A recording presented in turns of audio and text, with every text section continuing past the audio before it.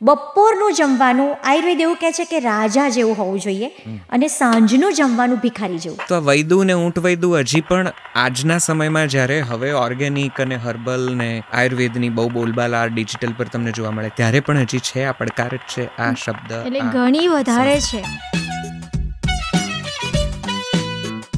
થોડોક વિશ્વાસ ઓછો અને એમ થાય કે આ બધું ચૂરણ અને ઉકાળા અને આવું બધું તો ના ફાવે. પછી મારા જ સેન્ટરમાં મારી જ ટ્રીટમેન્ટથી હું ઊભી થઈ ત્યારે જીવનમાં પહેલી વાર મને આયુર્વેદ માટે પ્રેમ થયો.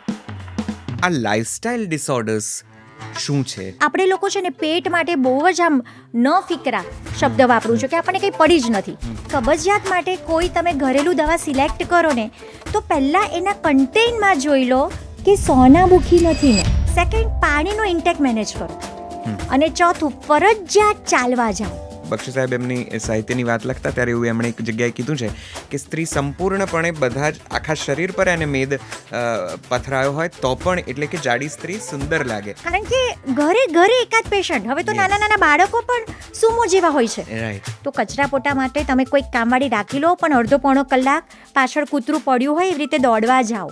બધું જ નિયમ પ્રમાણે ન થાય પણ રોજિંદા જીવનમાં કંઈક 20-25 મિનિટ તો વર્કઆઉટને આપો. કે લાઘવમ કર્મ સામર્થ્યમ દીપ્તોર અગ્નિ મેદસઃ ક્ષયઃ વિભક્ત ઘનગાત્રત્વમ વ્યાયામાદુપજાયતે. શું ડાયાબિટીસ ડિટેક્ટ થાય તો સીધા આયુર્વેદજ્ઞને મળી શકાય? કે ડાયાબિટીસના રોગીઓ માટે 50% દવા એ સંક્રમણ છે.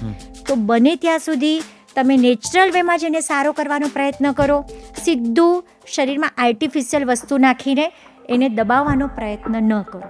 એક વસ્તુની કમીનો વારંવાર ઉલ્લેખ થાય છે અને એ છે વિટામિન B12. તમે જેનું જુઓ એનું B12 ને D3 ને મેગ્નેશિયમ ને બધું બહુ કોમન થઈ ગયું છે. આપણા બાપ દાદાને કોઈને B12 ઘટતા જ નહોતા. લાઇફસ્ટાઇલને હું કેવી રીતે મેન્ટેન કરું? હું ખાસ બાળકો માટે પણ કહું છું કે બાળકોની ઇમ્યુનિટી મેન્ટેન કરવી હોય ને તો પણ ફિક્સ સમયે એને સંડાસમાં બેસાડવાની આદત પાડો. ખાલી કોઈ પણ લાઇફસ્ટાઇલ ડિસઓર્ડરનું મૂળ એ પેટ છે. રોગાહ સર્વે અપી મંદેગ્નો. 98% જનતા કોન્સ્ટિપેશનથી પીડિત છે. 100%. 100%. તો આટલું બધું હેવી કોન્સ્ટિપેશન સોર્ટ આઉટ થઈ શકે? 20 માર્કનો પ્રશ્ન છે હો ને ઈશદભાઈ. ફાઇન.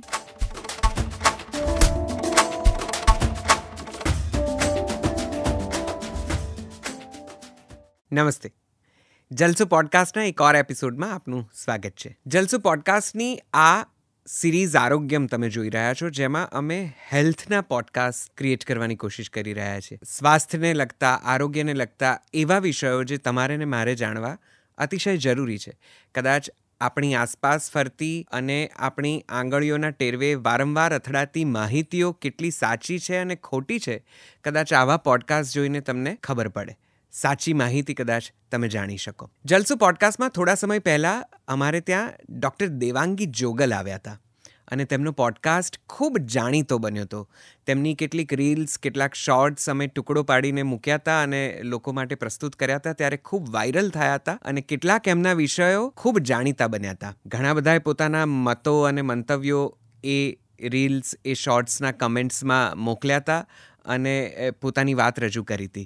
ઘણા બધાની એવી ઈચ્છા હતી કે ડૉક્ટર દેવાંગી જોગલ સાથે ફરી એક વખત પોડકાસ્ટ થાય અને તેમાં કેટલાક ખાસ વિષયોને મહત્ત્વ આપવામાં આવે, તેના વિશે વાત કરવામાં આવે. તો ચાલો જલસુ પોડકાસ્ટના સિરીઝ આરોગ્યમ આ શ્રેણી હેઠળ અમે આ વખતે ફરી એક વખત ખૂબ જાણીતા આયુર્વેદ નિષ્ણાત ડૉક્ટર દેવાંગી જોગલને આમંત્રણ આપ્યું છે અને આ વખતે કેટલાક સઘન વિષયો ઉપર અમે ઊંડાણપૂર્વક વાત કરવાના છીએ. એ વિષયો જે તમારા અને મારા સ્વાસ્થ્યને, આરોગ્યને સ્પર્શે છે. આપ સૌનું દિલથી સ્વાગત છે અને મારી સાથે ખૂબ આદરથી, ખૂબ પ્રેમથી સ્વાગત કરો ડૉક્ટર દેવાંગી જોગલ, ખૂબ લોકપ્રિય આયુર્વેદ નિષ્ણાતને.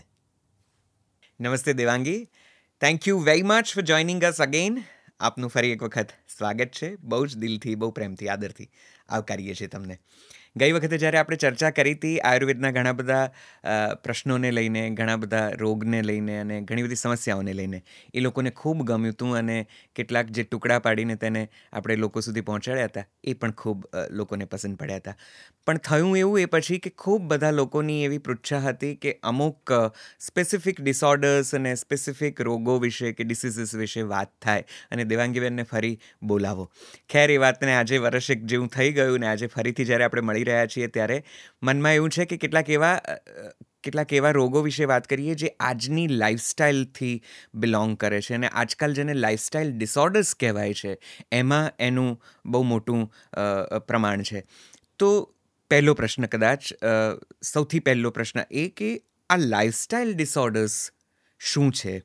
કયા એવા રોગો છે જે આપણી આજની જીવનશૈલી ઉપર આધારિત છે અને એના લીધે વારંવાર થાય છે, વકરે છે અને જલ્દી કાબૂમાં નથી આવતા? તો ફરી એક વખત આપનું સ્વાગત છે અને મને આ લાઇફસ્ટાઇલ, આપણી લાઇફસ્ટાઇલ વિશે, આયુર્વેદ તેના વિશે શું કહે છે અને તેનાથી ઉત્પન્ન થતા આ ડિસઓર્ડર્સ વિશે થોડી પ્રારંભિક વાત કરો. આભાર નિષદભાઈ, ફરીથી મને બોલાવવા બદલ. હવે આજે આપણે સરસ મજાની વાતો કરવાના છીએ લાઇફસ્ટાઇલ ડિસઓર્ડર પર. જી. લાઈફ સાથે કનેક્ટેડ લાઇફસ્ટાઇલના લીધે ઉદ્ભવેલા રોગ એટલે લાઇફસ્ટાઇલ ડિસઓર્ડર્સ.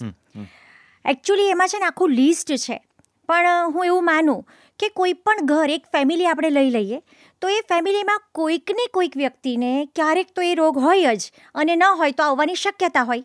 એવા રોગનું નામ લાઇફસ્ટાઇલ ડિસઓર્ડર્સ. દાખલા તરીકે ઓબેસિટી, દાખલા તરીકે બીપી એટલે કે હાઇપરટેન્શન, કે તમે કોઈ પણ ફેમિલી લો તો ઘરડા વ્યક્તિ વડીલો હોય તો એ બીપીની દવા લેતા જ હોય. એવી રીતે ડાયાબિટીસ, બરાબર છે. મારા દાદાને હતો એટલે મારા પપ્પાને આવ્યો અને હું તો હજી 30નો જ છું તો મારું પણ જરાક સુગર લેવલ આવી ગયું છે. તો એ જેનેટિકલી ટ્રાન્સફર છે અને આપણી લાઇફસ્ટાઇલ સાથે બહુ જ ક્લોઝલી કનેક્ટેડ છે. એટલે એવી રીતે આવ્યો ડાયાબિટીસ. કોલેસ્ટ્રોલ, ક્યારેક અસ્થમા, બરાબર છે. તમારું વર્કનો ટાઈપ એવો છે, તમારે એલર્જીક કન્ડિશનમાં રહેવાનું છે એટલે એલર્જીને લીધે જેટલા ડિસીઝ થાય છે તે પણ એમાં આવી શકે. એના સિવાય એન્ઝાયટી, ડિપ્રેશન, આ બધું તો છે જ, જે ભાઈ સ્ટ્રેસ સાથે કનેક્ટેડ છે. પણ મેઇનલી આપણા જીવનમાં જે વણાઈ ગયા છે કે કોઈ પણ જગ્યાએ તમે જુઓ તો સૌથી વધારે આ રોગ જોવા મળે, એ બધા રોગોને લાઇફસ્ટાઇલ ડિસઓર્ડર તરીકે ઓળખવામાં આવે છે. ઓકે, તો હવે મને એ સમજાવો કે આ લાઇફસ્ટાઇલમાં સૌથી મોટો વાંધો આજની લાઇફસ્ટાઇલમાં શું છે? શું કારણ છે કે આ બધા ડિસઓર્ડર્સ પહેલાં એવું હતું એક પેઢીને કે કદાચ થાય, કદાચ ન પણ થાય? આનુવંશિક જે પણ રોગો છે જેમ કે ડાયાબિટીસ કે હવે રક્તચાપ કે હાઇપરટેન્શન્સ જેને ગણીએ કે થાઇરોઇડ કે જે વગેરે, ઓબેસિટી પણ એવું પહેલાં નહોતું કે જ્યારે પેઢીમાં હોય તો તમને આવે જ આવે, પણ હવે એવું થઈ ગયું છે કે એક તો પેઢીગત રીતે તમને મળે અને બીજું તમારી જીવનશૈલી જેવી થઈ ગઈ છે કે ન હોય તો પણ તમારા સુધી આ રોગો પહોંચતા હોય છે. પણ આ બધાનું મૂળ કારણ શું છે? જીવનશૈલીની એવી કઈ અત્યારની વિશેષતા કે વિષમતા છે કે જેના કારણે આ રોગો થવાનું ની શક્યતા જેને કહેવાય એ થોડી વધી ગઈ છે? એના વિશે મને વાત કરો. ફાઇન. નૈશાદ, અમે જ્યારે ભણતા હતા ને ત્યારે એક વખત અમારા સાહેબ ક્લાસમાં બોલ્યા કે ન સમજ પડે ને, કોઈક વ્યક્તિ આવે છે ને આપણે એમ થાય છે કે આ કયો રોગ હશે, કેટલા બધા વિચિત્ર સિમ્ટમ્સ છે. ન સમજ પડે ને એ વ્યક્તિને કબજિયાતની દવા આપી દેવી, એમને એ વ્યક્તિ સારો થઈ જશે. સો ક્યાંક બધી તકલીફનું મૂળ કબજિયાત છે. હવે આજકાલ મારી પાસે જે પેશન્ટો આવે છે ને એમાં બહુ જ કોમનલી કહું ને, લોકોને ખબર જ નથી કે એમને કબજિયાત છે, બરાબર. એટલે મને એ કહેવું છે કે બધી તકલીફનું મૂળ તમારું પેટ છે, તમારો જઠરાગ્નિ છે અને તમારું પાચન તંત્ર છે. જો એ વ્યવસ્થિત હશે તો બધું જ વ્યવસ્થિત હશે અને એ બગડશે ને તો બધું જ બગડશે. સિમ્પલ. કબજિયાતની ડેફિનેશન હું મારા શબ્દોમાં કહું છું, જે જનરલી હું મારી પાસે આવતા દર્દીઓને સમજાવું છું. પછી મારી ડેફિનેશન સાંભળે એટલે કે હા બેન, તો મને કબજિયાત છે. સો વોટ ઇઝ કબજિયાત? What is constipation? રોજ ફિક્સ ટાઈમે તમારું પેટ નથી સાફ થતું, ધેન ઇટ ઇઝ કબજિયાત. આજે સવારે જાઓ છો, કાલે બપોરે જશો, પરમ દિવસે સાંજે જશો, તો એને કબજિયાત કહેવાય. રોજ ફિક્સ ટાઈમે સવારે અથવા તો એક ફિક્સ ટાઈમે પેટ સાફ થઈ જવું જોઈએ. આ પહેલી ડેફિનેશન. બીજું, સંડાસમાં તમારે વધારે સમય બેસી રહેવું પડે છે, બરાબર છે. ખાસો સમય 15-20 મિનિટ, અડધો કલાક જેવું તમારે બેસી રહેવું પડે છે, then also you are having constipation. ત્રીજું, મળનો આગળનો ભાગ હંમેશા કઠણ આવે છે, સહેજ જોર કરીને કાઢવો પડે છે, પછી પાછળ સેમી સોલિડ આવે છે, then also you are having constipation. અને ચોથું, કે જો તમને પેટ સાફ થઈ ગયું છે તો પણ અનઇઝીનેસ લાગે છે કે હજી એકવાર જવું પડશે, બપોરે પાછું એમ થાય કંઈક ખાઈએ એટલે એમ થાય એકવાર જવું પડશે, then also you are having constipation. તો દરેક વ્યક્તિ એકવાર પહેલાં વિચારી લેવું જોઈએ કે મને કોન્સ્ટિપેશન છે કે નહીં. ઇવન હું કહીશ કે ભાઈ બાળકો પણ નાના આવે છે ને, હમણાં એક બાળક હતું તો મેં એની મમ્મીને પૂછ્યું કે બેન તમારું બાળકને રોજ પેટ સાફ થઈ જાય છે? એટલે કે હા બેન મોટા ભાગે થઈ જતું હશે.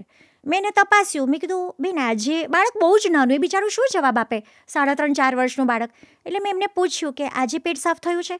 બેન હું તો જોબ કરું, મને કેવી રીતે ખબર હોય, મારા ઘરે સાસુને ખબર હશે. એટલે મેં કીધું કે બેન આપણને ખબર હોવી જોઈએ, આપણું બાળક છે. જો નાનપણથી આ ટેવ પાડવામાં આવે, હું ખાસ બાળકો માટે પણ કહું છું કે બાળકોની ઇમ્યુનિટી મેન્ટેન કરવી હોય ને તો પણ ફિક્સ સમયે એને સંડાસમાં બેસાડવાની આદત પાડો, ખાલી કે રોજ ફિક્સ ટાઈમે જશે ને તો એને ટેવ પડી જશે. સો મને એ કહેવું છે કે આપણે લોકો છે ને પેટ માટે બહુ જ આમ ન ફિકરા શબ્દ વાપરું છું કે આપણને કંઈ પડી જ નથી, બરાબર.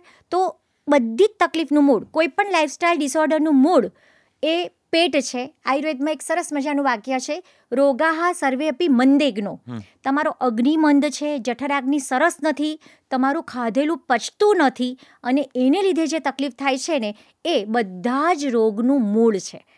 એટલે મારી પરિભાષા પ્રમાણે કે ખાલી તમે ડાયજેશનને મેનેજ કરશો, ડાયજેશનને પ્રોપર છે કે નહીં એના પર ફોકસ કરશો ને તો ભવિષ્યમાં મોટા ભયંકર રોગો નહીં થાય. એટલે કદાચ કબજિયાતના લીધે શરીર તમને ઓબેસિટી કે મધુપ્રમેહ, ડાયાબિટીસ કે એવા પ્રકારના મોટા ડિસીઝ તરફ લઈ જાય છે.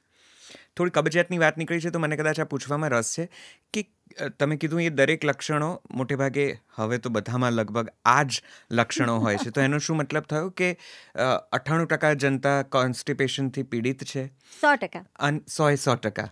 હા, એટલે 100% હું મારા બોલવામાં માનું છું, કારણ કે મેં બહુ ઓછા એવા વ્યક્તિઓને જોયા છે કે જેને ન એટલે હા. અને પછી આપણે થોડોક ફેરફાર કરાવીએ કે તમે રાત્રે સૂતી વખતે આમ કરજો, ગરમ દૂધમાં 2-3 ચમચી ઘી નાખીને પીજો, તો કે હા બેન તો સરસ થઈ ગયું. ખાલી ફોકસ કરવાનું છે. બરાબર છે.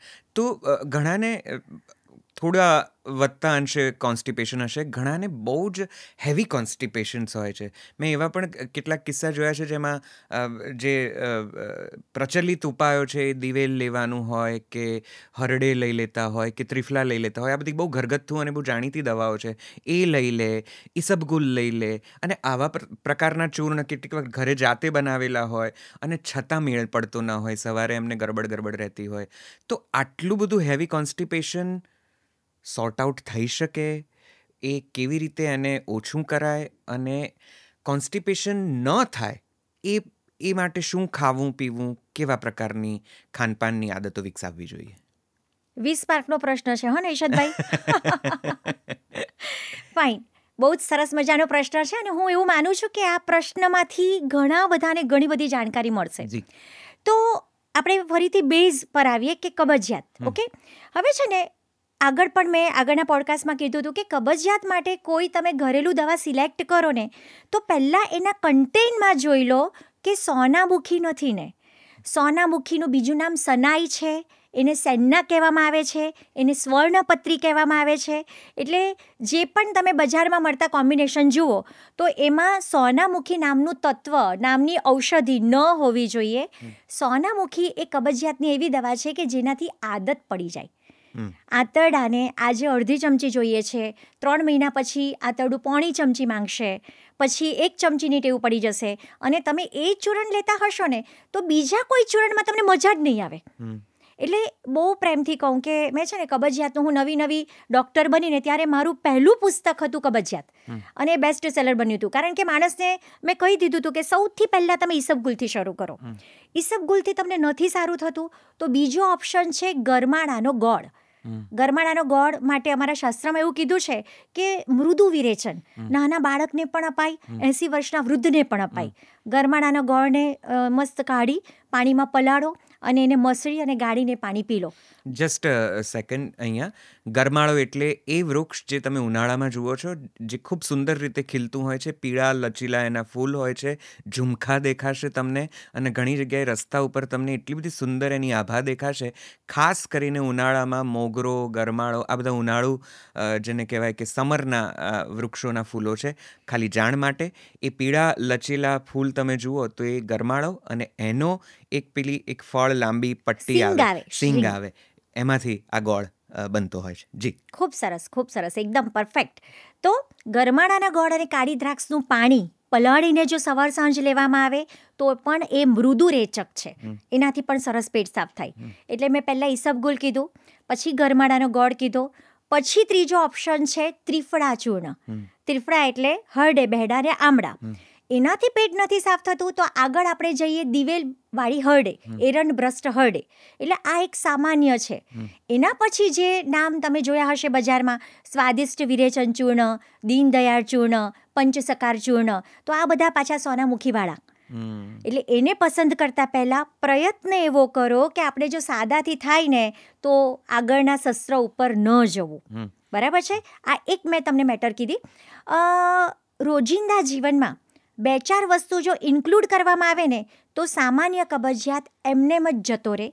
એની હું તમને થોડી ક્લુ આપવા ઈચ્છીશ કે રોજ રાત્રે સૂતી વખતે 1 ગ્લાસ ગરમ ગાયના દૂધમાં 3-4 ચમચી ગાયનું ઘી નાખીને પીવું. અહીંયા હું સજેસ્ટ કરું છું કે તમને કોલેસ્ટ્રોલ હોય, તમને બીજા કોઈ પણ પ્રોબ્લેમ હોય તો પણ ગાયનું ઘી ક્યારેય કોલેસ્ટ્રોલ વધારતું નથી, એટલે તમે બિંદાસ લઈ શકો. બરાબર છે? સેકન્ડ, પાણીનો ઇન્ટેક મેનેજ કરો. રોજિંદા જીવનમાં તમે જે પાણી પીવો છો એ કેટલું પીવો છો એ તમારી જાતને પૂછો. તો એટલીસ્ટ 2.5 થી 3 લીટર મિનિમમ એ પાણી પીવાવું જોઈએ. બરાબર છે? અને ફ્રિકવન્ટલી સવારમાં પી નાખ્યું, આખો દિવસ નહીં, કારણ કે ઓફિસમાં વોશરૂમ સારું નથી તો શું કરીએ, એવું ન ચાલે. એટલે એને થોડુંક ડિવાઈડ કરીને આખા દિવસ દરમિયાન પાણીનો ઇન્ટેક મેનેજ કરો. આ સેકન્ડ વસ્તુ. ત્રીજું, સવારમાં ઉઠીને ખાલી પેટે 2 ગ્લાસ ગરમ પાણી પી લો. અને ચોથું, ફરજિયાત ચાલવા જાઓ. વોકિંગ, ફાસ્ટ વોકિંગ કે ફિઝિકલ વર્કઆઉટ કે કોઈ પણ રીતે આટલી વસ્તુ મેનેજ કરો. સિઝન હોય, ધારો કે હમણાં હવે શિયાળો આવ્યો તો આમળાની સિઝન છે તો રોજ 1-2 આમળા ખાઓ, એ પણ લેક્ઝેટિવ. સંતરા, એ પણ લેક્ઝેટિવ. તો થોડુંક તમે આને બેલેન્સ કરશો ને તો સામાન્ય કબજિયાત એમનેમ રિલીવ થઈ જશે. ઓકે, એટલે કબજિયાત મટી શકે ચોક્કસથી. હા, એવું નથી કે એક વખત આવી અને હા, એટલે હજી આપણે એવી વાત કરી કે આ પ્રાઇમરી ઓપ્શન્સ. એના પછી આપણે એવી વાત કરી કે મેં તમને દવાઓનું લિસ્ટ આપ્યું. હવે એવા કેટલાય લોકો છે કે આ દવાઓ 3-3, 4-4 ચમચી ફાંકી જાય છે તો પણ નથી થતું. બરાબર છે? તો એ કેસમાં શું કરવું? તો એ કેસમાં કબજિયાતનું બ્રહ્માસ્ત્ર કહેવાય એવી આયુર્વેદમાં કોઈક વસ્તુ છે તો એનું નામ છે પંચકર્મ ટ્રીટમેન્ટ. પંચકર્મમાં મેઇનલી 2 ટ્રીટમેન્ટ હોય છે, એક વિરેચન અને એક બસ્તી. હવે હમણાં છે ને આમાં શું હોય કે હવે બધે જ રિસોર્ટ્સ ને સ્પા ને બધું ખુલ્યું હોય, એટલે એમ કે મેડમ અમે તો આવીને બોડી ડિટોક્સ કરાવી દીધું. કોલોન થેરાપી હોય છે કે સૂઈ જવાનું અને આંતરડામાં મસ્ત એ લોકો પાણી નાખે ને બધું વોશ આઉટ કરીને બહાર કાઢી નાખે. તો એને બધું પંચકર્મ એક જ ને. એટલે મારે કહેવું પડે છે કે ના, એ બધી ટ્રીટમેન્ટ અને પંચકર્મ અલગ છે. આ પંચકર્મમાં વિરેચનની પ્રક્રિયા દરમિયાન ડે બાય ડે તમને અલગ અલગ પ્રમાણમાં ઘી પીવડાવવામાં આવે છે. એક સિમ્પલ વસ્તુ, તપેલી છે, તપેલીમાં ઘી કે તેલ લગાડીને તમે પાણી નાખશો ને તો પાણી દિવાલને ચોંટી નહીં શકે, વચ્ચે આવી જશે. એવી રીતે આંતરડામાં વધતા પ્રમાણમાં ઘી કે તેલ પીવડાવવામાં આવે છે. એનાથી આંતરડાનો જૂનો મળ આંતરડાની દિવાલથી ઉખડી જાય છે. એટલે 5 થી 7 દિવસ તમને આવું ઘી પીવડાવવામાં આવે છે. પછી 2-3 દિવસ ફૂલ બોડી મસાજ અને સ્ટીમની સિટિંગ કરવામાં આવે છે. એટલે બધું જ ઉખડીને પેટમાં જાય. પછીના દિવસે વૈદ્યકીય નિરીક્ષણમાં તમને દાખલ કરી અને પાણી જેવા ઝાડા કરાવવામાં આવે છે. આ પ્રક્રિયાને ક્લાસિકલ વિરેચન કહેવામાં આવે છે. વિરેચનથી પેટ સાફ થાય ને પછી આંતરડામાં તેલ અને ઉકાળો ચડાવીને બસ્તી નામની પ્રક્રિયા કરવામાં આવે છે. હું એવું માનું કે હિંચકામાં અવાજ આવતો હોય તો તમે તેલ પૂરો ને તો અવાજ જતો રહે. આંતરડાની સ્થિતિસ્થાપકતા આપણે વધારવાની છે. આંતરડા માનતા જ નથી, કોઈ પણ દવા જાય તો હલતા જ નથી. તો એ સંજોગોમાં તેલથી એનું બસ્તી કરવામાં આવે તો એની પેરિસ્ટાલસિસ મુવમેન્ટ આપણે વધારી શકીએ છીએ. એટલે એવા કેટલાય દર્દીઓ છે કે આવી ભારેખમ દવાઓથી પણ પેટ સાફ ન થતું હોય તો પંચકર્મ કરવાથી એમને અદ્ભુત પરિણામ મળે છે. વાહ! મને વિશ્વાસ છે કે કબજિયાત જેને છે અને જે વ્યક્તિઓ આ સાંભળતા હશે એમને તો પોતાના લક્ષણો પણ આમાં પારખી લીધા હશે અને આમાંનો કોઈ પણ ઉપાય તમે અજમાવીને તમારી સ્વાસ્થ્યનું રક્ષણ કરી શકો છો.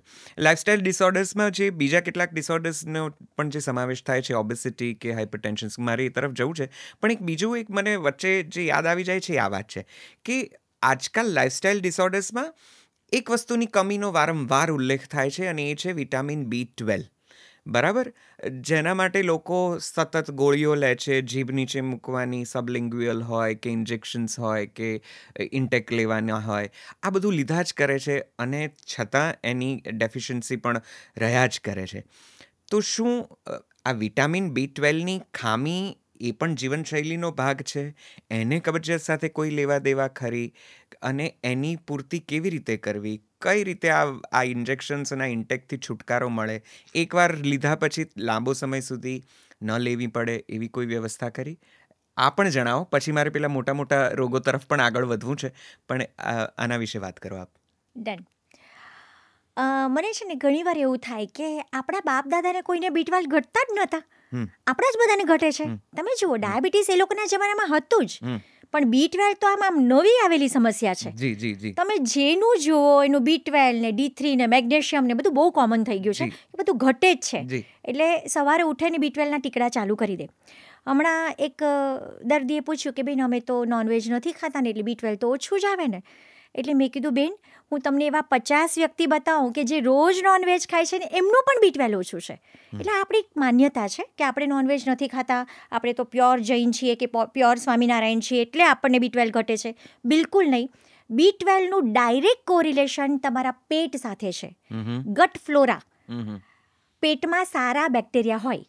જ્યારે તમને કબજિયાત છે, તમને ગેસ છે, તમને એસિડિટી છે, તમારું ડાયજેશન ડિસ્ટર્બ છે, ત્યારે એ સારા બેક્ટેરિયા પોતાનું કામ નથી કરી શકતા.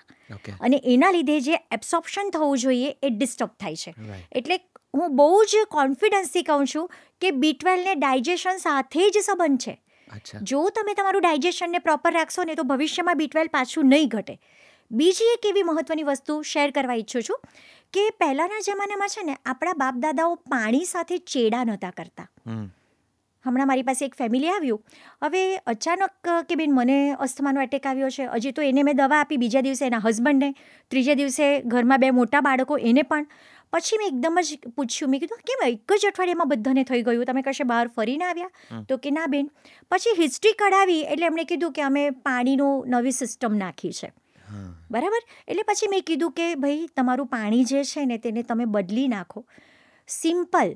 પહેલાંના જમાનામાં તળાવ કે કૂવામાંથી પાણી આવતું ઘરે, એટલે એમાં કદાચ કોઈક અંશ શરીરમાં કંઈક ડેફિશિયન્સી છે, જળચર પ્રાણીઓના અંશ એમાં રહેતા, બહુ તો એ ઘરે ઉકળી જતું અને આપણે પીતા.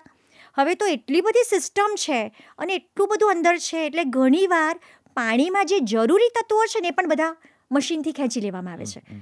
એટલે હું ઘણીવાર એવું કહું કે જ્યારે તમને આવું થાય છે તો તમને જે સપ્લાય મળે છે એ જ પાણીને મસ્ત ઉકાળી લો. ઉકાળીને વાપરેલું પાણી એના જેટલું બેસ્ટ પાણી એક પણ નથી.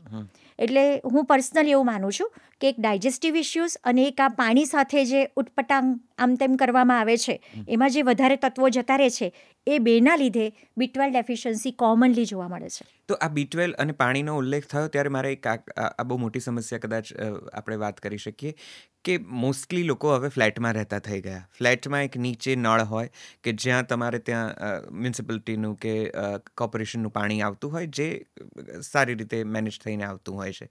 પણ એ પાણી પછી નીચેના ટાંકીમાંથી ઉપરની ટાંકીમાં ચડે અને પછી તમારા ઘરમાં બાકીની વ્યવસ્થા માટે કે કામ માટે આવે.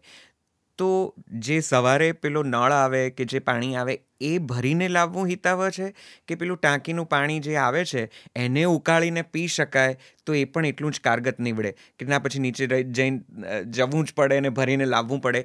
કારણ કે આ વ્યવસ્થાના કારણે જ લોકો આરો તરફ થોડા વધારે પણ વળ્યા છે કે કોણ નીચે લેવા જાય ને કોણ ઉપર લાવે, અને ઘરમાં કોઈ છે નહીં, છોકરાઓ નીકળી જાય વહેલી સવારે તો પછી બધું બહેનોના માથે આવે. એટલે એક ભાઈ આરો નંખાવો ને તો પાર આવે.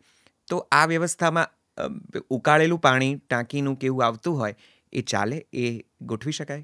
હા, એટલે બહુ ફ્રેન્કલી કહું ને તો હું પણ ફ્લેટમાં રહું છું અને અમે નીચેથી પાણી ભરીએ છીએ. બરાબર છે. પણ ફાઇન, પાણી છે ને ઉકળી જાય છે ને એટલે એના બધા જે નકામા તત્વો છે તે બધા બળી જ જાય છે. એટલે ખાલી એપાર્ટમેન્ટમાં એ તમે જુઓ કે તમારી ઉપરની ટાંકી પણ સમયે સમયે સાફ થાય છે. એટલે એવી રીતનું જો સરસ વ્યવસ્થા હોય તો ઉપરથી આવેલું પાણી પણ આપણે ઉકાળવાનું જ છે, એ નીચેનું હોય કે ઉપરનું હોય. તમે એને ઉકાળીને વાપરો છો એટલે એમાં જે પણ અમુક તત્વો જે ઉડવા જોઈએ તે ઉડી જાય છે. પણ હું એવું માનું કે રાત્રે ઉકાળેલું સવારે, સવારે ઉકાળેલું રાત્રે, એવી રીતે જો ઉકાળીને પાણી પીવામાં આવે તો એ ફેમિલીના દરેક સભ્ય માટે શ્રેષ્ઠ છે. સો B12માં બીજી કોઈ આયુર્વેદિક એવી કોઈ ઔષધિ ખરી કે જે રોજના ભાગે લેવાથી, કે કોઈ જેમ કે આજકાલ મેગ્નેશિયમ્સ કે બાકીની જે સપ્લિમેન્ટ્સ છે એની બધી ગમીઝ નીકળી છે, એની બધી નાની નાની ગોળીઓ નીકળી છે અને લોકો એને પણ ખૂબ પ્રમોટ કરતા હોય છે. સો આયુર્વેદ પાસે એવું કોઈ ઔષધ ખરું કે જે રોજિંદા રસોડામાંથી મળી જાય અથવા બહુ આસાનીથી અવેલેબલ હોય ને તમે કદાચ રોજ લો તો એ આપૂર્તિ થાય એની B12ની? એટલે 2-3 વસ્તુ આયુર્વેદના અમુક ડ્રગ્સ છે કે જેને B12 રીચ માનવામાં આવે છે. પણ અગેઇન એ તમારું ડાયજેશન સારું હશે તો જ કામ કરશે. ઇન્જેક્શન શું કામ લેવામાં આવે છે? કારણ કે સીધું બ્લડમાં જતું રહે છે. બરાબર છે? તો એમાં હું તમને અમુક નામ આપી શકું. ધારો કે અશ્વગંધા તમે લઈ શકો. ધારો કે સ્પાઇરુલિના નામની એક લીલ આવે છે. બરાબર? Spirulina it is also good one.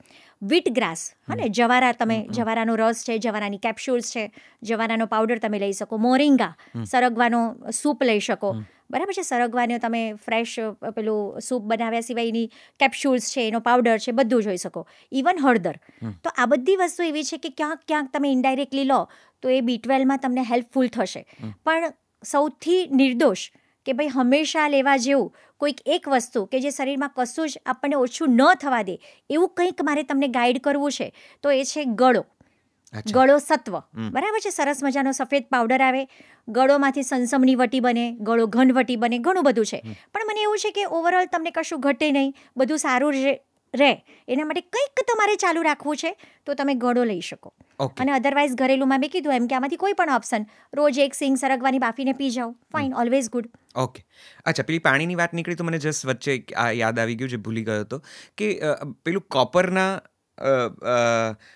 માટલા કે જેને કહેવાય કે લોકો હવે વાપરતા થયા છે, અને હવે બ્રાસના પણ. પહેલાં આ બધું ઘરમાં હતું, પછી નીકળી ગયું, પછી આપણે બધું સ્ટીલની કોઠીઓ ને એવું બધું લઈ આવ્યા, આરો લઈ આવ્યા. હવે ફરીથી એક આખો ટ્રેન્ડ આવ્યો છે કે કોપરની વસ્તુઓ વાપરવી અને એ રીતે પાણી ભરવું ને એમાંથી પીવું. Is it helpful? એકચ્યુઅલી છે ને, બાપ દાદાના વખતનું કોપર હોય ને તો એ પ્યોર હોય છે. તમે એ વાપરી શકો. હમણાં તો એવું છે કે પેશન્ટ એમ કે ને કે બેન અમે તો કોપરનું ચાલુ કર્યું, અને પછી હું પૂછું કે ચાલુ કર્યા પછી એસિડિટી વધી ગઈ છે? તો કે હા બેન, એવું જ છે. એટલે મને એવું છે કે કોપરની પ્યોરિટી આપણને નથી ખબર. આપણે સીધું દુકાનમાંથી સરસ મજાનું વાસણ લઈ આવીએ છીએ. કોપર જો પ્યોર ન હોય અને એની અંદર પાણી સતત રહે ને તો એના લીધે, મિશ્ર ધાતુના લીધે તમારી એસિડિટી વધવાની શક્યતા છે. અચ્છા.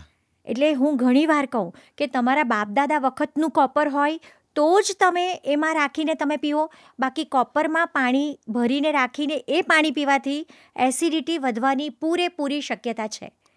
ઓહ, એટલે આંધળું ક્યું કરવાની જરૂર નથી કે બાજુમાં પડોશી લાય એટલે આપણે પણ લઈ આવીએ. 100%. કારણ કે આપણે જોવા નથી ગયા, અને બધું જ હવે બધામાં જ મિલાવટ છે, તો તમારા કોપરમાં મિલાવટ ન હોય એની શું ખાતરી?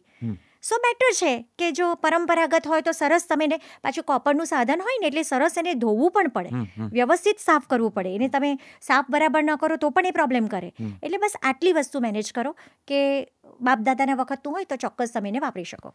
ડન.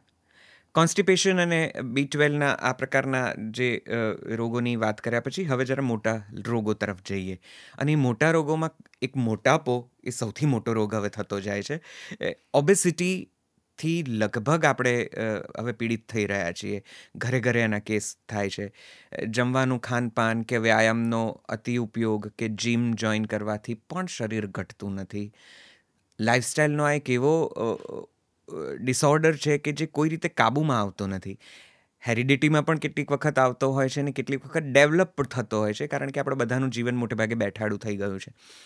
તો ઓબેસિટીને આયુર્વેદ કેવી રીતે કંટ્રોલ કરે? ઓબેસિટી ન થાય એના શું ખાસ ખાનપાનની આદતો છે? આપ એના વિશે પણ જાણ કરો, કારણ કે મને વિશ્વાસ છે કે ઘણા બધા એવા લોકો હશે જે આ સમસ્યાથી પીડિત હશે, ઘણી બધી દવાઓ ને ઘણા બધા ઉપાયો કરી ચૂક્યા હશે અને છતાં ઠેરના ઠેર હશે. હમણાં એક આયુર્વેદિક કોલેજનો વિદ્યાર્થી મને મળવા આવ્યો. બેઝિકલી નૈશદ હું પ્રોફેસર. હા ને, હું 20 વર્ષથી આયુર્વેદિક કોલેજમાં એઝ અ પ્રોફેસર હું ભણાવતી હતી. એટલે સ્ટુડન્ટો કંઈ પણ કમ્પ્લીટ કરે ને એટલે મળવા આવે, મેડમ હવે અમે શું કરીએ? એટલે બિચારા વિદ્યાર્થીએ મને બહુ જ પ્રેમથી પૂછ્યું કે મેડમ શું કરું? તો બહુ જ ચાલે, આમ જસ્ટ પત્યું છે. એટલે મેં કીધું દીકરા તું છે ને ઓબેસિટી સેન્ટર નાખી દે, તારે લાઈન લાગશે. તો કે સાચું? મેં કીધું હા, કારણ કે ઘરે ઘરે એકાદ પેશન્ટ. હવે તો નાના નાના બાળકો પણ સુમો જેવા હોય છે, અને મા બાપની સમસ્યા હોય છે કે બેન શું કરીએ, આ કંટ્રોલમાં જ નથી આવતું. તો ઓબેસિટી ખરેખર બર્નિંગ પ્રોબ્લેમ છે. અને મેં કીધું એમ કે ફાંદ વધતી જ જાય છે જેન્ટ્સમાં, બરાબર છે. લેડીઝો બિચારી બહુ જ કંટ્રોલ કરે તો પણ એમ થાય કે બેન ઘટતું તો નથી, બહુ મહેનત કરીએ છીએ તો મેન્ટેન રહે છે. તો આ એક સાર્વત્રિક સમસ્યા છે. થોડુંક એના વિશે વિસ્તારથી આપણે ચર્ચા કરીએ. સૌથી પહેલાં એના કારણો પર ફોકસ કરીએ. એટલે હું બેઝિક કારણો અમુક કહેવા માગું છું. એક તો તમે જેમ કીધું એમ કે બેઠાડું જીવનશૈલી. રૂટીનમાં છે ને કંઈ જ વર્કઆઉટ નથી આપણા, બરાબર છે. મગજ ચલાવવાનું હોય છે પણ શરીર ચલાવવાનું નથી હોતું. ઇવન બહેનોને કહેવામાં આવે ને કે બેન તમે થોડું ઘણું ચાલવા જાઓ છો. અરે શું બેન, કચરા પોતા, કપડાં, વાસણ ને ઘર, હવે આમાં શું ચાલવાનું. પણ હું એવું કહું કે તમે જે કચરા પોતા, કપડાં, વાસણ કરો છો, જે ઘરમાં રસોઈ બનાવો છો, એમાં તમને થાક નથી લાગતો, પરસેવો નથી પડતો, અને તમારી એનર્જી જેટલી બર્નઆઉટ થવી જોઈએ એટલી નથી થતી. એટલે ઘણીવાર તો હું એવી સલાહ આપું કે બેન ન ફાવતું હોય ને તો કચરા પોતા માટે તમે કોઈક કામવાળી રાખી લો, પણ અડધો પોણો કલાક પાછળ કૂતરું પડ્યું હોય એવી રીતે દોડવા જાઓ, એવી રીતે ચાલવા જાઓ. કંઈ જ નહીં ને. હું તો ઘણીવાર એવું કહું કે બહુ જ બિઝી લેડીઝ હોય ને તો કહું રાત્રે સૂતી વખતે તમે 100 દોરડા કૂદીને સૂઈ જાઓ. બધું જ નિયમ પ્રમાણે ન થાય પણ રોજિંદા જીવનમાં કાંઈક 20-25 મિનિટ તો વર્કઆઉટને આપો. એટલે બેઠાડું જીવનશૈલી એક મોટો કારણ છે કે જે ખરેખર ઓબેસિટીમાં ભાગ ભજવે છે. પહેલાંના જમાનામાં કૂવેથી પાણી ભરવામાં આવતું, ઘરે ઘંટી દળવામાં આવતી, તો આવા બધા હેવી વર્કલોડ તો હવે છે જ નહીં.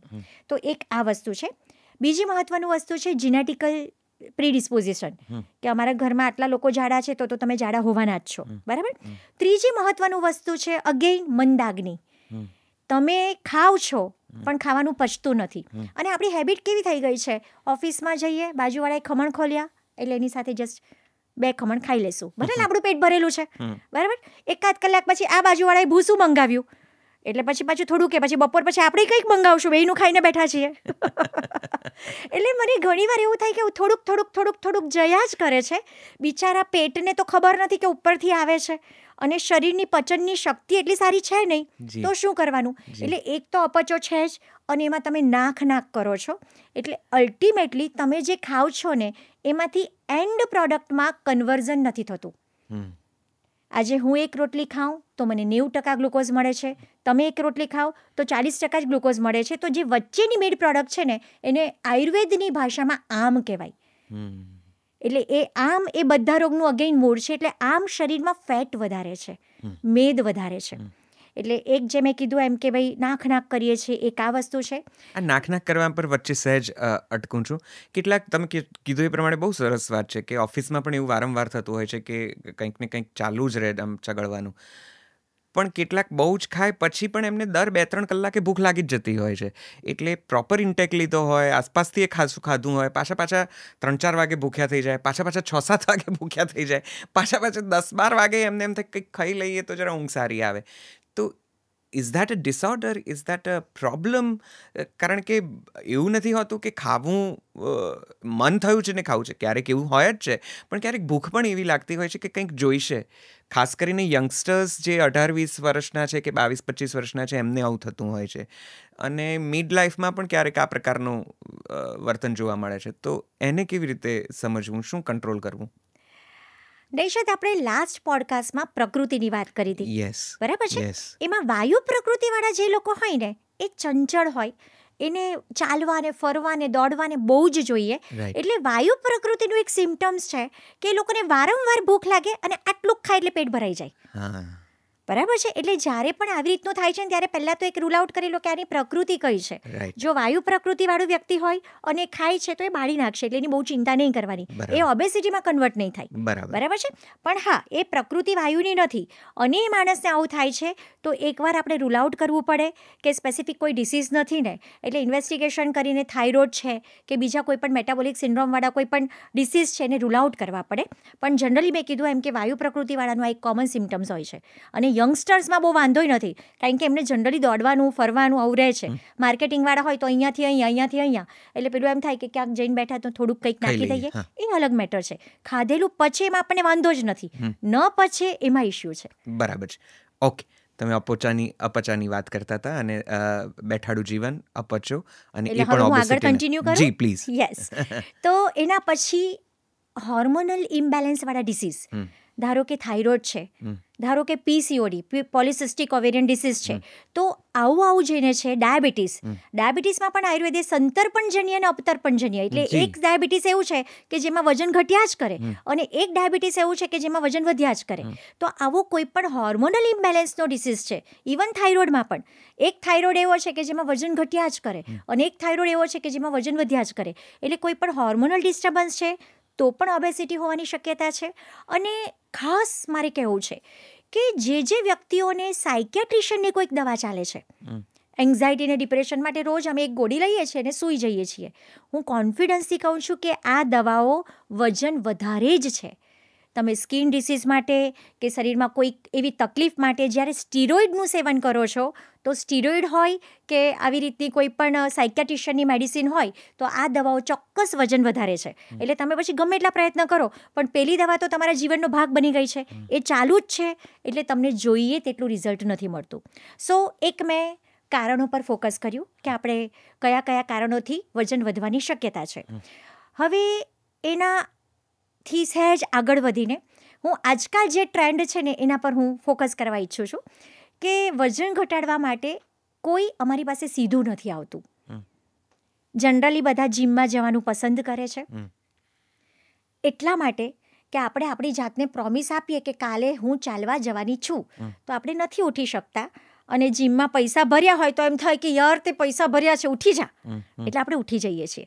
એટલે મને ઘણીવાર એવું થાય કે પેશન્ટો મને પૂછે કે બેન જિમમાં જવાય કે નહીં, એટલે હું કહું કે ન જવાય, તમે ઘરે આટલું કરો ને પણ બેન નથી થતું. પછી સામેથી જ કે બેન પૈસા ભર્યા હોય ને તો આપણને એવું થાય, મેં કીધું ફાઇન. હવે જિમમાં જાઓ છો ને એની સાથે જિમવાળા તમને કંઈક સજેસ્ટ કરે છે. દાખલા તરીકે કીટો ડાયટ હોય છે, નો કાર્બ ડાયટ હોય છે, પ્રોટીન ડાયટ હોય છે, ઇન્ટરમિટન્ટ ફાસ્ટિંગ હોય છે, તો આવા કંઈક એ લોકોના ફંડા હોય છે, બરાબર છે.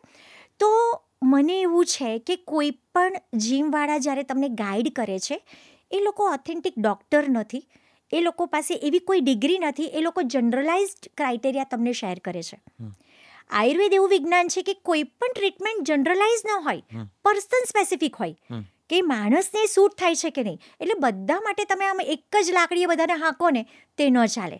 એટલે મેં બહુ જ બધા એવા પેશન્ટો જોયા છે કે આવી રીતે સડન કોઈક ડાયટ કરી અને વજન ઘટાડે, એના લીધે સ્કિન ડિસીઝ થઈ જાય, એના લીધે બીજા ન માની શકાય એવા લાઇફસ્ટાઇલ ડિસઓર્ડર થઈ જાય, એમને ખબર જ નથી કે મેં આ વસ્તુ કરી એના લીધે બોડીનું આ રિએક્શન છે.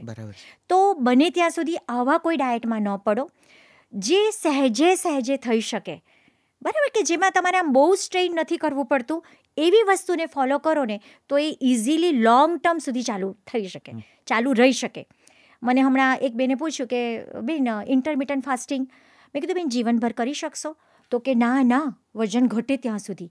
એટલે કોઈ પણ વસ્તુ તમે થોડોક સમય કરશો તો થોડો સમય રિઝલ્ટ મળશે, જે હંમેશા થઈ શકે એવી વસ્તુને અપનાવો ને.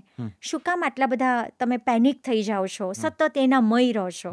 એટલે હું એવું માનું છું કે આવી બધી પળોજડમાં ન પડવું અને સહેજે કંઈ પણ થાય તે કરવું. ઓબેસિટીના આમ પ્રાઇમરી સિમ્પટમ્સ કયા હોય છે કે જેનાથી ખબર પડે કે શરીરમાં મેદસ્વીતા આવવાની શરૂઆત થઈ ગઈ છે?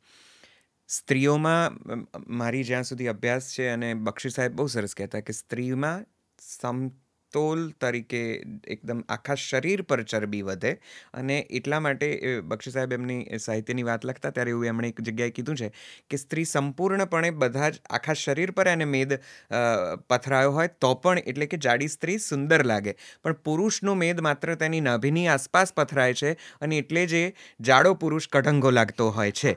તો આ બે બહુ મોટી સમસ્યા છે કે પુરુષોમાં મેદસ્વીતા આવે એની ખબર કેવી રીતે પડે, અને આજે પેટની આસપાસ જ આજે બધો ઘેરાવો વધતો હોય છે, એનો કોઈ ઉપાય ખરો કે જેનાથી એ કાબૂમાં લઈ શકાય અને પછીથી ધારો કે બહુ વધી ગયું હોય તો ઓછું થઈ શકે? આના વિશે કંઈક કહો. એકચ્યુઅલી તમારી વાત એકદમ સાચી છે, પણ તો પણ છે ને આયુર્વેદના મહર્ષિઓ એક સરસ મજાનું વાક્ય કીધું છે, ચલ સ્ફીગ ઉદરસ્તન.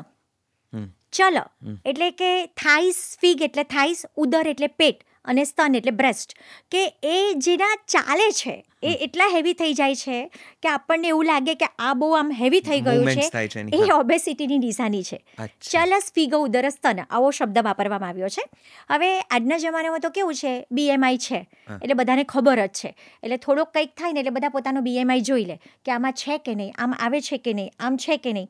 એટલે હું એવું માનું છું કે તમારું શરીર તમને જવાબ આપી જ દે છે કે હા તમે આટલાના હતા હવે આટલાના થાવ છો, તો પણ ત્યાં સુધી વાંધો નથી, તમે BMIમાં સેટ થાવ છો. હું તો ઘણીવાર એવું કહું છું કે સતત BMI જોયા પણ ન કરો, તમને કમ્ફર્ટેબલ છે, તમે તમારું કામકાજ કરી શકો છો, તમને નાની નાની મતલબ આ ફિઝિકલ વર્કઆઉટમાં હાફ નથી લાગતો, થાક નથી લાગતો, દાદર ચડી શકો છો, તો ફાઇન, તમે જે છો એની સાથે મસ્ત રહો, બરાબર. પણ હા કે ભાઈ જે તમે કીધું કે પુરુષોમાં પેટ વધતું હોય અને સ્ત્રીઓમાં પણ આ સ્ફીગ ઉદરસ્તન આમ લાગે છે, તો એના માટે શું કરી શકાય? તો અગેઇન હું એવું સજેસ્ટ કરું છું કે ઓબેસિટીના ક્રાઇટેરિયામાં આપણો જે પારંપરિક ખોરાક છે ને એને છોડો નહીં.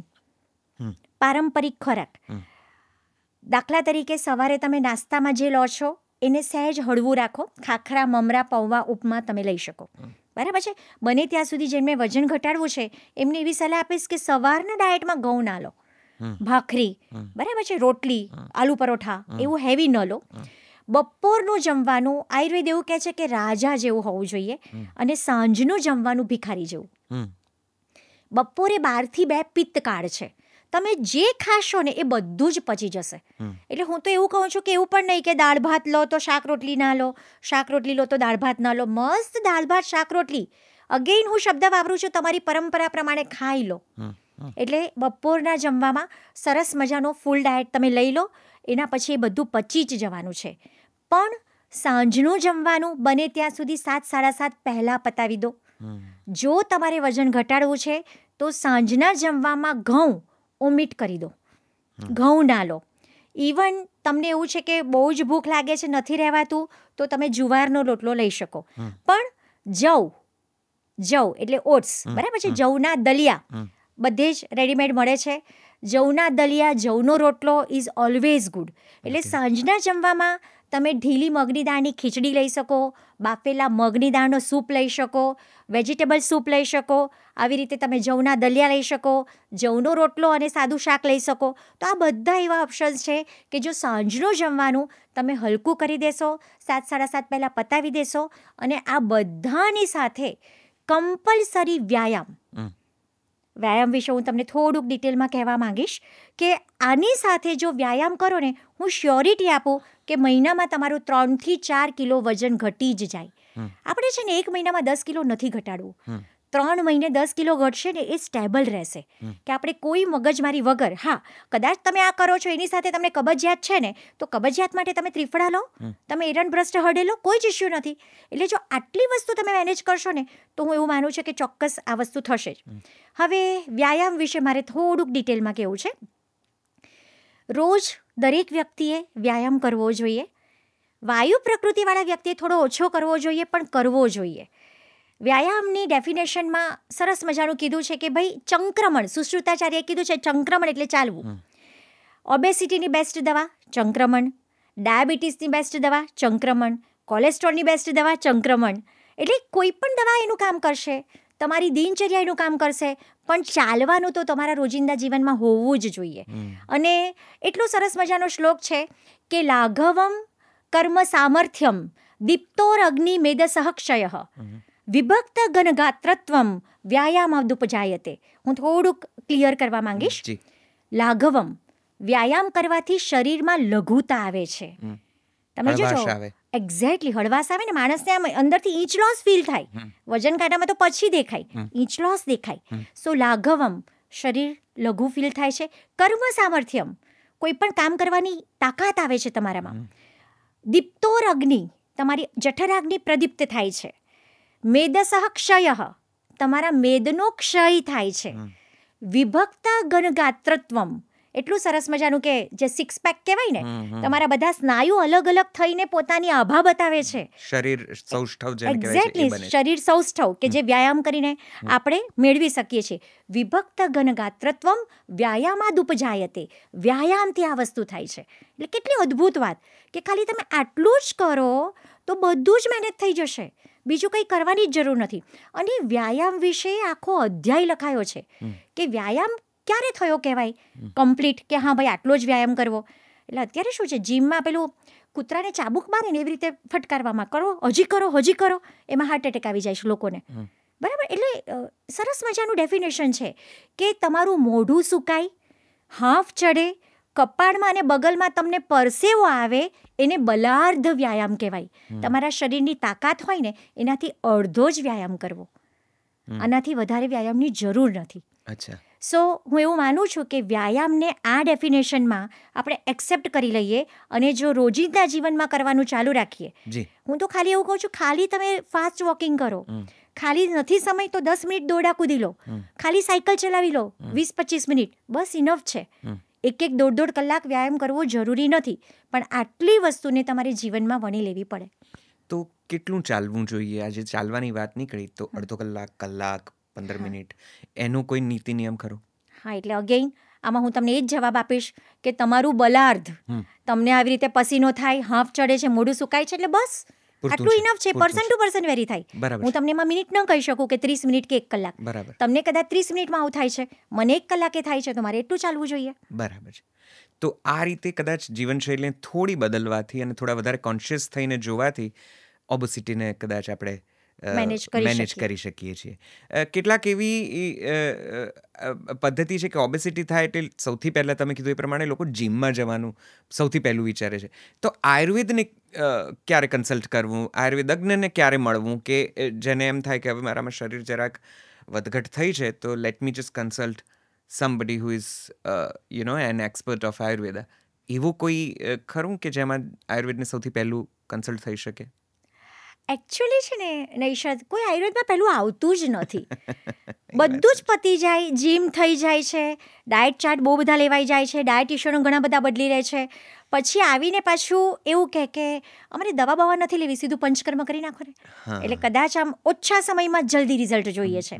એટલે મને એવું છે કે તમારું બોડી સહેજ અવાજ કરે ને, જો તમે જાગી જાઓ ને તો તમારું એટલું બધું વજન ન વધી જાય કે જે તમારા હાથમાં ના હોય. રાઈટ. બરાબર છે. એટલે નાની જ મેટરમાં તમે એક વખત આયુર્વેદિક ડૉક્ટરને કન્સલ્ટ કરશો, એ થોડા ઘણા પરમેનન્ટલી થઈ શકે એવા ફેરફાર.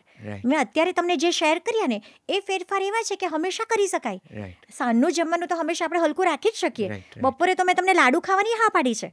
બરાબર. તો મને એવું છે કે જો થોડુંક કંઈક તમને એબનોર્મલ ફીલ થાય છે, તમારું એવું લાગે છે કે તમારી વર્કિંગ કેપેસિટી ઘટી ગઈ છે, તમે સહેજ વેઇટ ગેઇન કરી રહ્યા છો, તો બીજે બધે ફાંફા મારવાના બદલે પહેલાં જ તમે એક વૈદ્ય પાસે પહોંચી જશો ને તો વૈદ્ય ખાલી સામાન્ય સૂચનાઓ આપશે, કદાચ એકેય દવાઈ નહીં આપે, તોય તમારું એ બેલેન્સ આવી જશે. બિલકુલ.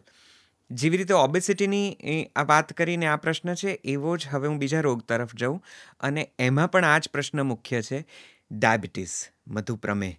જેમાં મારો સૌથી પહેલો પ્રશ્ન દેવાંગીબેન, કે જો ડાયાબિટીસ કોઈક લેવલ પર તમને ડિટેક્ટ થયો હોય તો શું આયુર્વેદ પાસે પહેલાં જઈ શકાય?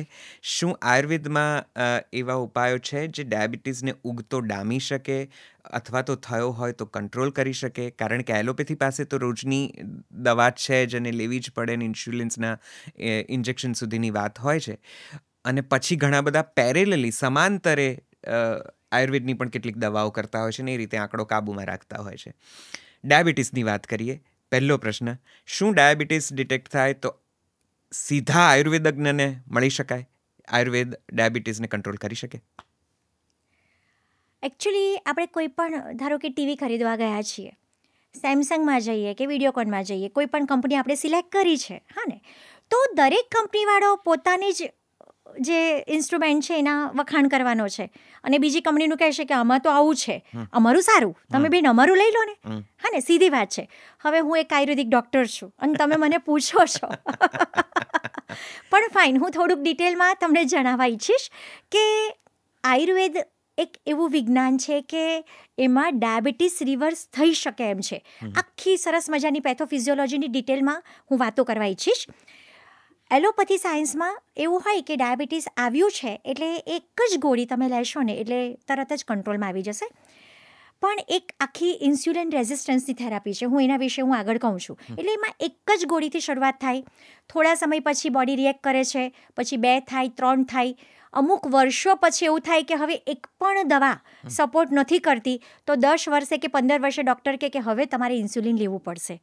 એને ટાઈપ 2 જ ડાયાબિટીસ હોય, પણ એ પછી કન્વર્ટેડ ટાઈપ 1, એટલે પછી એને આપણે ઇન્સ્યુલિન આપવું પડે. બેઝિકલી હું કહેવા માંગીશ કે ડાયાબિટીસ 2 પ્રકારના હોય છે, ટાઈપ 1 અને type 2. Type 1 insulin dependent diabetes, જે જનરલી બાળકોને થતો હોય છે અને નાની ઉંમરનામાં જોવા મળે છે. હું બહુ જ પ્રેમથી બધાને સલાહ આપું છું કે ટાઈપ 1માં ક્યારેય આમ તેમ આટા ન મારો.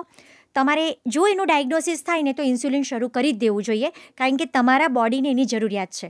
મારી પાસે ઘણા લોકો આવે કે બેન અમે તો આમની પાસે ગયા ને આ વૈદ્યને બતાવ્યું ને પેલા ગામડામાં જઈને આ વૈદ્યને બતાવ્યું, એમણે કીધું કે તમારી નાડીમાં નથી ને બંધ કરી દીધું. ના, આવું રિસ્ક ના લો.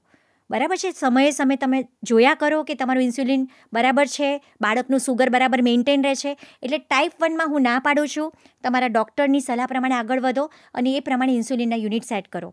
આપણે અત્યારે જે વાત કરી રહ્યા છીએ તે ટાઈપ 2ની કરી રહ્યા છે, that is non insulin dependent diabetes mellitus, NIDD એમ કહેવાય. હવે વસ્તુ કેવી છે કે આયુર્વેદમાં જ્યારે કોઈ વ્યક્તિ આવે છે ત્યારે હું બહુ બધી દવાઓ આપું છું, અથવા તો કોઈ પણ વૈદ્ય, દવાઓની સંખ્યા વધારે હશે. શું કામ?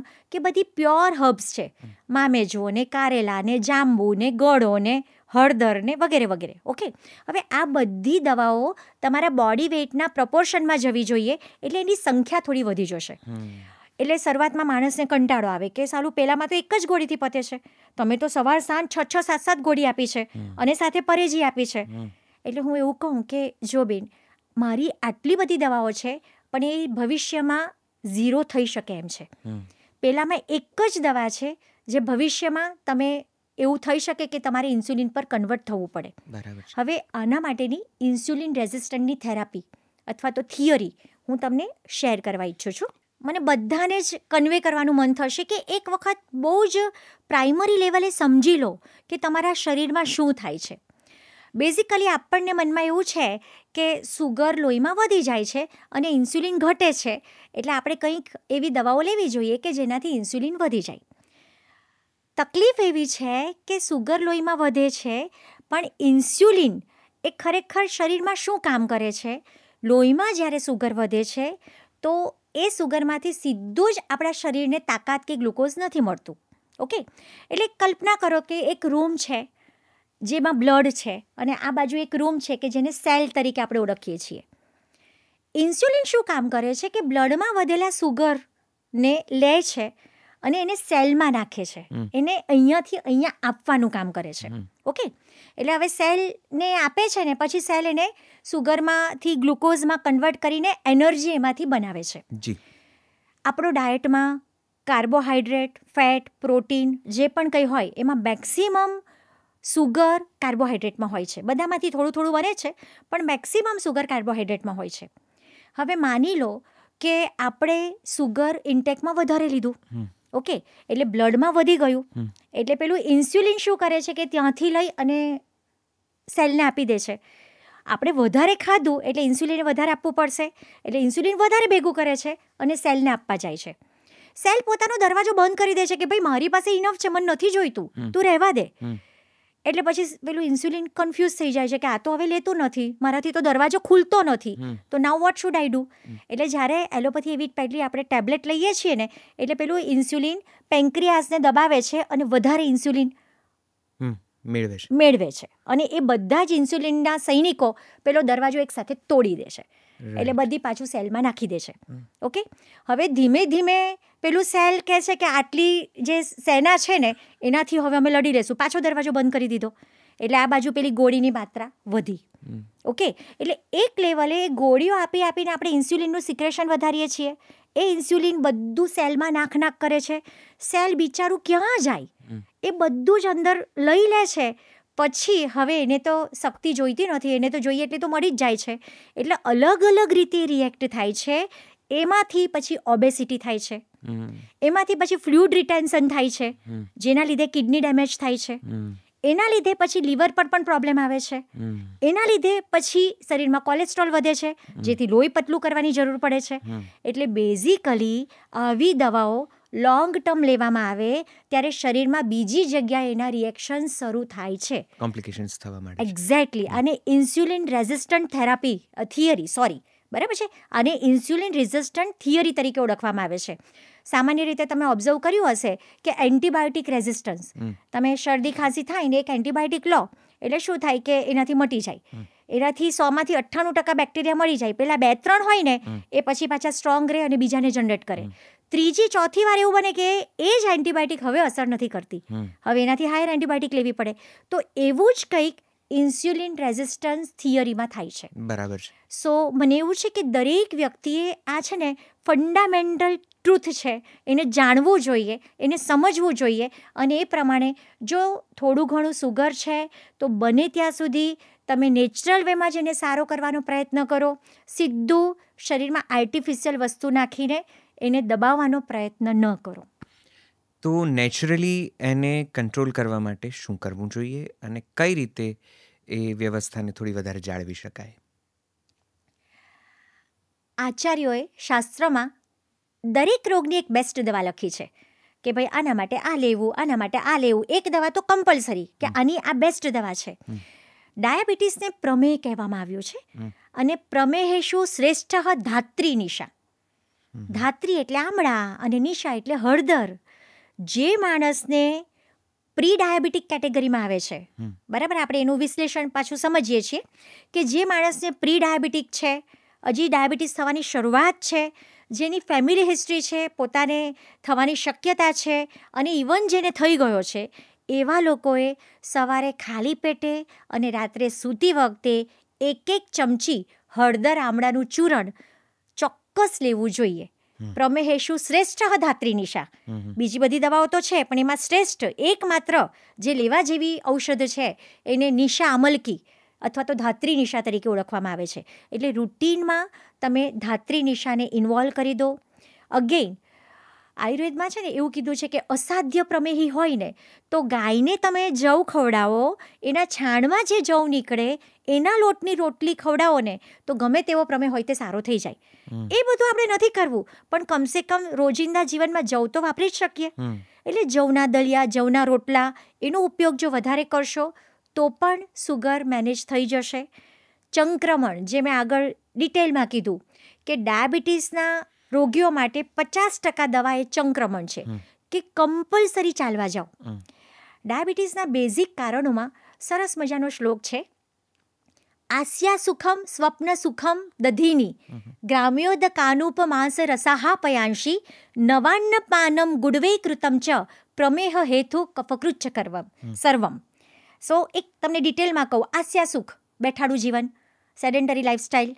સ્વપ્ન સુખ, બપોરે જેને સૂવાનું ગમે છે, જેને બપોરે સૂવાની ટેવ છે, એને ડાયાબિટીસ થવાની શક્યતા મેક્સિમમ છે. આમાં શું છે, આમ ઘણા બધાને રેલેવન્ટ લાગતું હશે કે સાલું બપોરે તો સૂવા જોઈએ જ, પણ જો ફેમિલી હિસ્ટ્રી હોય તો સ્વપ્ન સુખ, બપોરે સૂવાથી ડાયાબિટીસ થવાની શક્યતા વધારે છે. દહીંની બનાવટો વધારે પડતી લેવાથી, બરાબર છે. ગ્રામ્ય ઉદક આનુપ, અલગ અલગ પ્રદેશના માંસ રસ જે વારંવાર જેનું સેવન કરતા હોય એ લોકોને. નવાન્ન પાનમ, કેટલી સરસ વાત, નવું અન્નપાન.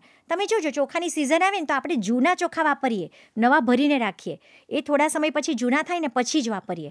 એટલે આપણા વડીલો એવા કહેતા કે જૂનું ધાન્ય વાપરવું, નવું નહીં. એટલે નવું ધાન્ય જો વાપરવામાં આવે તો પણ એ ડાયાબિટીસ વધારી શકે છે. અને ગુડવે કૃતમ, ગોળની બનાવટ જે વધારે પડતો ઉપયોગમાં લે છે એને પણ ડાયાબિટીસ થવાની શક્યતા છે. સો બેઝિકલી આ એક વસ્તુ એવી છે કે રૂટીનમાં તમે એને થોડુંક મેનેજ કરો. મેં જે કીધા કે આટલી વસ્તુઓ છે જ, તમે કોઈ વૈદ્ય પાસે જશો તો સરસ મજાની આયુર્વેદિક દવાઓ હોય જ. અગેઇન એ દવાઓમાં 2 પ્રકારની દવા હોય, કાષ્ઠૌષધિ અને રસૌષધિ. મામેજવો, જાંબુ, કારેલા, હળદર, ઇન્દ્રજવ, આમળા, આ બધી કાષ્ઠૌષધિ છે, વનસ્પતિજન્ય દવા છે. એટલે એનાથી જ્યારે સારું ન થાય તો જ કોઈ પણ આયુર્વેદિક વૈદ્ય રસૌષધિ વાપરે, જેમાં શિલાજીત હોય, જેમાં બંગભસ્મ હોય, જેની અંદર વસંત કુસુમાકર રસ, મધુમેહ કુસુમાકર રસ, આવી બધી દવાઓ હોય, જે થોડા સમય માટે વાપરવાથી પણ તરત જ બહુ જ વધારે પડતો અનકન્ટ્રોલ ડાયાબિટીસ મેનેજ થઈ શકે છે. વાહ. તો વચ્ચે જે બે વાત નીકળી એના પરથી મને જરાક એક પ્રશ્ન સૂજે છે કે જૂનું ધાન ખાવું જોઈએ. હવે તો ધાન સંઘરવાની પ્રથા ઉપર પણ પ્રશ્નાર્થ મુકાતો જાય છે. લોકો 12 મહિનાનું ધાન બહુ ધીમે ધીમે એ પ્રથા પણ બદલાઈ રહી છે, કારણ કે માર્કેટમાં પેલા તૈયાર લોટ અથવા તો નાની નાની ગુણ ચોખા ને ઘઉંની ને બાકીના Ready ધાનની મળે મળે છે. એટલે હવે કોઈને પેલું દિવેલ મોઈને સાફ કરીને ગુણો મંગાવીને અને બધી એ કડાકૂટમાં પડવું નથી. તો શું એ ક્યાંક ને ક્યાંક ડાયાબિટીસ વધારે છે? એકચ્યુઅલી છે ને, હું એવું માનું છું કે અમુક જે પરંપરાઓ છે ને, એ નવી જનરેશને ચાલુ રાખવાનો પ્રયત્ન કરવો જોઈએ. હમણાં મને એક દર્દીએ પૂછ્યું કે દેવાંગીબેન, તમે 2 દિવસ રજા રાખો, બુધ ગુરુ 2 દિવસ શું કરો? એટલે પછી મેં કીધું કે જો બેન, હું તો એક સ્ત્રી છું, મારે 3 બાળકો છે, એમાં મારે ઘઉં ભરવાના, ચોખા ભરવાના, મસાલા બનાવવાના, અથાણા બનાવવાના, બધું જ મારે કરવાનું, તો 2 દિવસની રજા તો ઓછી પડે. તો કે એવું એમ કે તમે આવું બધું કરો? મેં કીધું હા, અમે આવું બધું કરીએ.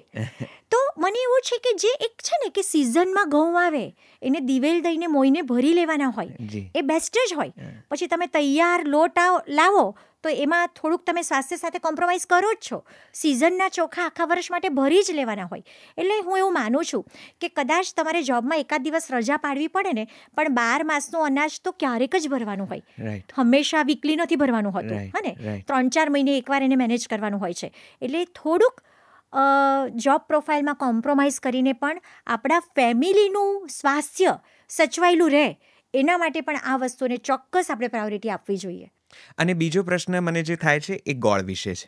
કારણ કે સામાન્ય લોકોને એવી માહિતી છે કે જે પણ પોતે થોડું ઘણું વાંચે છે, લખે છે, કે હવે વિડીયોઝ જોઈને પોતાના સ્વાસ્થ્યનું ધ્યાન રાખતા થયા છે, એ દરેકને એમ છે કે ખાંડ તો ખાઈએ તો સીધો મધુપ્રમેહ થઈ શકે છે, ડાયાબિટીસ થઈ શકે છે, પણ ગોળ ખાવાથી નથી થતો, એવી એક માન્યતા છે કે જૂનો ગોળ ખાવાથી ન થાય અથવા તો ગોળ ખાવાથી ડાયાબિટીસ ન થાય. અને સાકર, ખડી સાકર કે એ જે છે એ ખાવાથી પણ ડાયાબિટીસ ના થાય અથવા તો શુગર ન વધે. આ માન્યતામાં ઘણી જગ્યાએ એવું થાય છે કે પેલું જ્યાં જ્યાં ખાંડ પડતી હોય ત્યાં ત્યાં ગોળનો ઉપયોગ શરૂ થયો છે, અથવા તો પેલા લાલ ગોળ કે માટલાનો ગોળ કે કોઠીનો ગોળ જે જૂનો કહેવાય એ વપરાતો થયો છે. તો આ પણ જરા છૂટું કરી આપો, આમાં શું સ્વાસ્થ્ય લાભો છે કે ગેરલાભો છે? એકચ્યુઅલી છે ને, ગોળ જ છે અને ખાંડ અને સાકર એક જ ફેમિલીના સભ્યો છે. એટલે એનું જે બેઝિક નેચર છે એ તો નથી જ બદલાવાનો. તો મહર્ષિઓને ખબર હતી કે આજથી અમુક વર્ષો પછી તો કેમિકલવાળા ગોળ હશે, પણ એમણે એ જમાનામાં તો જ્યારે પ્યોર ઓર્ગેનિક જેવા જ ગોળ હતા ત્યારે પણ લખી દીધું ગુડવે કૃતમ, ગોળની બનાવટો. બરાબર, ગોળની કોઈ પણ બનાવટ. બરાબર. સો એવું નથી કે ગોળથી સુગર નથી વધતો, એવું પણ નથી કે સાકરથી સુગર નથી વધતી, કારણ કે એ બંને વસ્તુનો ફંડામેન્ટલ તો એ જ છે કે અંદર ગ્લુકોઝ રીચ મટીરિયલ છે જ. બરાબર. તો એ પેલું કેવું છે કે હવે મને કંઈક જોઈએ છે તો હું એમ કરીને છૂટછાટ લઈ લઉં કે કંઈ નહીં, હું મારા મનને મનાવી લઉં, કારણ કે મારે તો ગોળ ખાવો જ છે. એટલે આ એક એવી વાત છે. અધરવાઇઝ હું એવું માનું છું કે તમે જે જનરલાઇઝ કેમિકલ ગોળ વાપરો છો એના કરતાં ઓર્ગેનિક સારો, તમે જે ખાંડ વાપરો છો એના કરતાં ખડી સાકર સારી, એ જનરલાઇઝ ફંડા છે, પણ બંનેથી સુગર વધે જ. એટલે જો તમને એવી શક્યતા છે તો તમારે એનો ઉપયોગ ઘટાડવો જ જોઈએ. ઓકે. ડાયાબિટીસમાં એવું બીજું ખરું કાંઈ કે જે તમે જણાવવા માગો છો, જે અમારા ધ્યાન બહાર હોય અને અમારે ધ્યાન રાખવું જોઈએ, અથવા તો ડાયાબિટીસને થોડો ટાળી શકાય? આનુવંશિક પરંપરાઓના લીધે લોકો પણ એવા જરાક થઈ ગયા છે કે મારે તો પપ્પાને હતો, દાદાને હતો, એટલે મારે તો વહેલો મોડો આવવાનો જ છે, એટલે ખાવા દો ને, આવશે ત્યારે જોયું જશે, એવી પણ એક માનસિકતા હોય છે. અને કેટલાકને એટલા બધા કોન્શિયસ હોય છે કે ડાયાબિટીસ બિલકુલ ના આવે એટલા માટે શુગર સંપૂર્ણપણે ત્યાગ કરી દે છે, અને એનાય પાછા કોમ્પ્લિકેશન્સ થાય છે. તો આ બેલેન્સ પણ બહુ મહત્વનું છે, જાણવું ને જાળવવું. કોઈ ઉપાય, કોઈ જીવનશૈલી તમે સૂચવશો કે જે કદાચ આ રોગને થોડુંક ટાળે, દૂર કરે અથવા તો ન આવવા દે? ફાઇન. એક તો એવું કહેવા માંગીશ કે થોડાક અંશે જાગૃત રહેવું. ઘણા લોકો એવું હોય કે FBS કે PPBS, FBS એટલે ફાસ્ટિંગ સુગર, PPBS એટલે જમ્યા પછીના 2 કલાકનું સુગર, એ એકાદ વાર હાઈ થાય ને એટલે દોડતા આવે. બરાબર છે. ડાયાબિટીસ તમને છે કે નહીં એ ઓરિજિનલી HbA1c નામના રિપોર્ટ પરથી ખબર પડે, જે છેલ્લા 3 મહિનાનું તમારું સરેરાશ સુગર બતાવે છે, જેની નોર્મલ વેલ્યુ 5.7થી નીચે હોય તો એ નેગેટિવ કહેવાય. 5.7થી 6.5 હોય એને પ્રી ડાયાબિટીક, એટલે કે તમને ડાયાબિટીસ થવાની શક્યતા છે એવું કહેવાય. અને 6.5થી ઉપર હોય એને કન્ફર્મ ડાયાબિટીસ કહેવાય. સો મારી પાસે હમણાં એક પેશન્ટ આવ્યું કે બેન, મારું તો સવારનું સુગર 180 અને બપોરનું તો 280 આવ્યું છે, શું કરું? પછી મેં કીધું, નિરાંત બેન, નિરાંત. હમણાં ઘરમાં કંઈ લગ્ન પ્રસંગ? તો કે હા, આટલા દિવસથી મારા ઘરે લગ્ન પ્રસંગ ચાલતો હતો ને બધું ગઈકાલે પણ ખાધું છે. મેં કીધું ઓકે, તમે પહેલાં આ એક જે એવરેજ સુગરનો રિપોર્ટ છે તે કરાવીને આવ્યો. એ રિપોર્ટ કરાવીને બેન આવ્યા, દેટ વોઝ 4.9.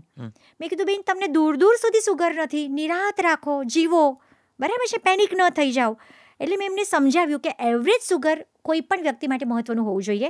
તમે ગઈકાલે રાત્રે ખાધું છે એટલે આજે સવારનું ફાસ્ટિંગ વધશે. આજે બપોરે જમવામાં સરસ લીધું છે તો આજનું જમવાનું બપોરનું જમ્યા પછીનું સુગર તમારું વધશે. પણ ખરેખર તમને સુગર છે કે નહીં એ એવરેજ સુગર જે HbA1c છે એના પરથી જ ખબર પડશે. એટલે જો તમને જાણવું છે તો તમારે એ જ રિપોર્ટ કરવો જોઈએ. બીજું કે પરંપરામાં છે, તમને ખબર જ છે કે મને આવવાની શક્યતા છે, તો ઘરે ખાલી 2 જ વસ્તુ તમે કરો. સાંજના જમવામાં ઘઉં ઓછા કરી દો. ચોખા ડાયાબિટીસ માટે ના નથી.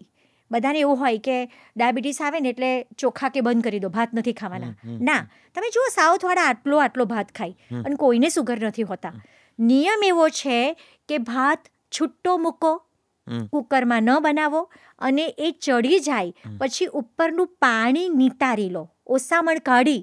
અને જો ઓસાવેલો ભાત ખાવામાં આવે તો એ ક્યારેય સુગર વધારતું નથી. એટલે જો તમારા ફેમિલી ટેન્ડન્સી છે, તમને થવાની શક્યતા છે, તો તમે ભાત ઓસાવેલો ખાઓ. બને ત્યાં સુધી સાંજના જમવામાં ઘઉં ઓમિટ કરો અને હળદર આમળાનું ચૂરણ જે મેં સજેસ્ટ કર્યું તે લો, અને કમ્પલસરી વોકિંગ, ચંક્રમણ, ચાલવા માટે જાઓ. બસ આટલું જ કરશો ને તો હું કોન્ફિડન્સથી કહું છું કે સુગર બિચારું મોઢું બતાવીને પાછું જતું રહેશે, આવશે નહીં.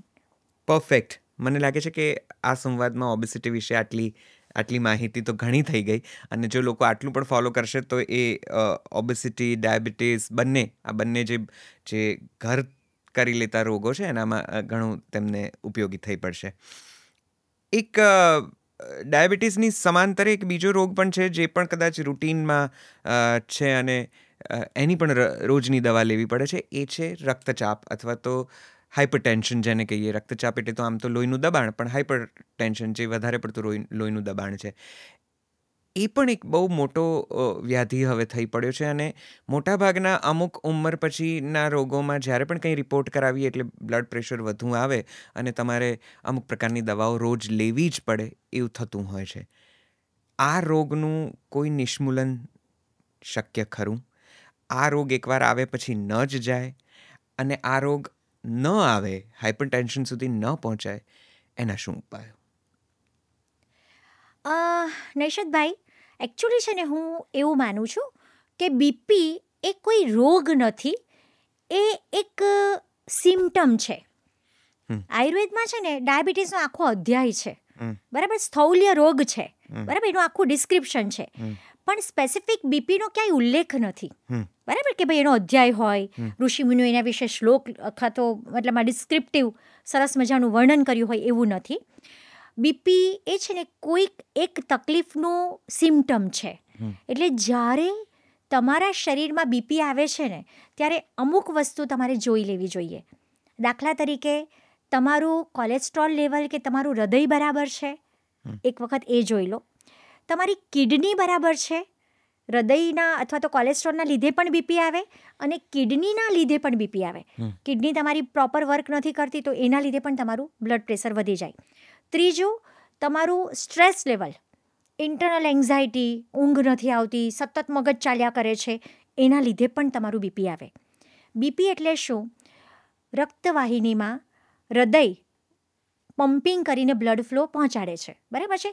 એ મતલબમાં જે ફ્લો કરે છે એમાં લોહીનું રક્તવાહિનીની સાઈડ પર જે દબાણ થાય છે એને બીપી કહેવામાં આવે છે. જનરલી 2 હોય, ઉપરનું સિસ્ટોલિક અને નીચેનું ડાયસ્ટોલિક. ઓકે, હવે અમે જ્યારે ભણતા હતા, વેન વી વર સ્ટુડન્ટ, ત્યારે એની નોર્મલ વેલ્યુ હતું 120/80. હવે WHO એની નોર્મલ વેલ્યુ કરી દીધી છે 140/90. ઓકે, તો કેવું છે કે ઇન્સ્ટ્રુમેન્ટ જોઈને આપણે નક્કી કરવાનું કે મને બીપી છે કે નહીં, મને બીપી છે કે નહીં.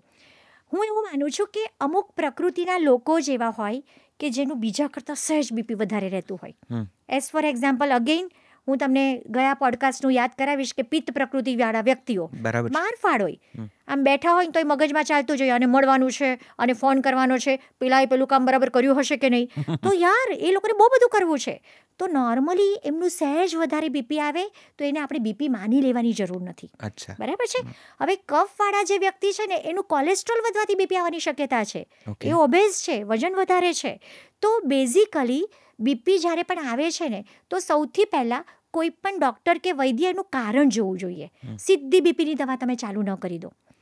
હું એવું માનું છું કે જો કારણને અનુરૂપ લાઇફસ્ટાઇલમાં ફેરફાર કરવામાં આવે ને તો બહુ પ્રાઇમરી તબક્કે જ તમે એને મેનેજ કરી શકશો. તો એટલે એવું નથી કે એક વખત બ્લડ પ્રેશર વધુ આવ્યું એટલે તમારે કાલથી એની ગોળીઓ ઉપર ચડી જવું પડશે અને પછી રોજ લેવી જ પડશે.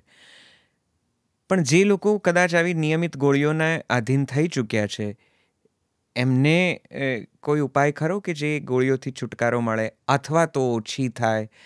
કારણ કે હાઇપરટેન્શનનો સીધો રોલ પેરાલિસિસ સુધી જતો હોય છે અને એ રીતે પણ આપણી મુશ્કેલીઓ વધી શકતી હોય છે. તો શું કરવાથી કદાચ આ રોગ થોડો કાબૂમાં રહે અથવા તો આ લક્ષણ થોડું વધારે જળવાયેલું રહે? આઈડિયલી એક વખત બીપી વધારે આવે ને તો કોઈ પણ ડૉક્ટર એવા નથી હોતા કે તરત તમને દવા ચાલુ કરવાનું સજેશન આપે. બરાબર છે. હું એવું માનું છું કે 3 વાર મિનિમમ તમે બીપી મપાવો, અલગ અલગ અંતરાલે. બરાબર છે. 3 વાર તમે બીપી મપાવો છો અને 3 વાર બીપી તમારું વધારે આવે છે ત્યારે તમારે હવે બીપીની દવા ચાલુ કરવાની જરૂર છે. આ પહેલી વસ્તુ. ઓકે, હવે કારણને અનુરૂપ, બરાબર છે, માર્કેટમાં મળે છે ને આપણે એક ગોળી ચાલુ કરી દીધી ને રોજ લેવાનું ચાલુ જ રાખીએ એવું ન હોય. તમે તમારા ડૉક્ટર પાસે જશો એટલે ડૉક્ટર તમને અમુક ઇન્વેસ્ટિગેશન સજેસ્ટ કરશે, જેમાં કોલેસ્ટ્રોલ, કિડની બધાના જ એક પ્રાઇમરી ઇન્વેસ્ટિગેશન થઈ જશે. એમાં જે પણ આવશે એના પ્રમાણે ડૉક્ટર બીપીની દવા સજેસ્ટ કરશે. એલોપેથી બીપીની દવા બહુ જ સહેલાઈથી કોઈ પણ વ્યક્તિને માફક નથી આવતી. એટલે એમાં ટ્રાયલ એરર કરવી પડે કે તમે થોડા દિવસ આ લીધી, તમને માફક આવી, પછી તમારું સેટ થઈ ગયું છે.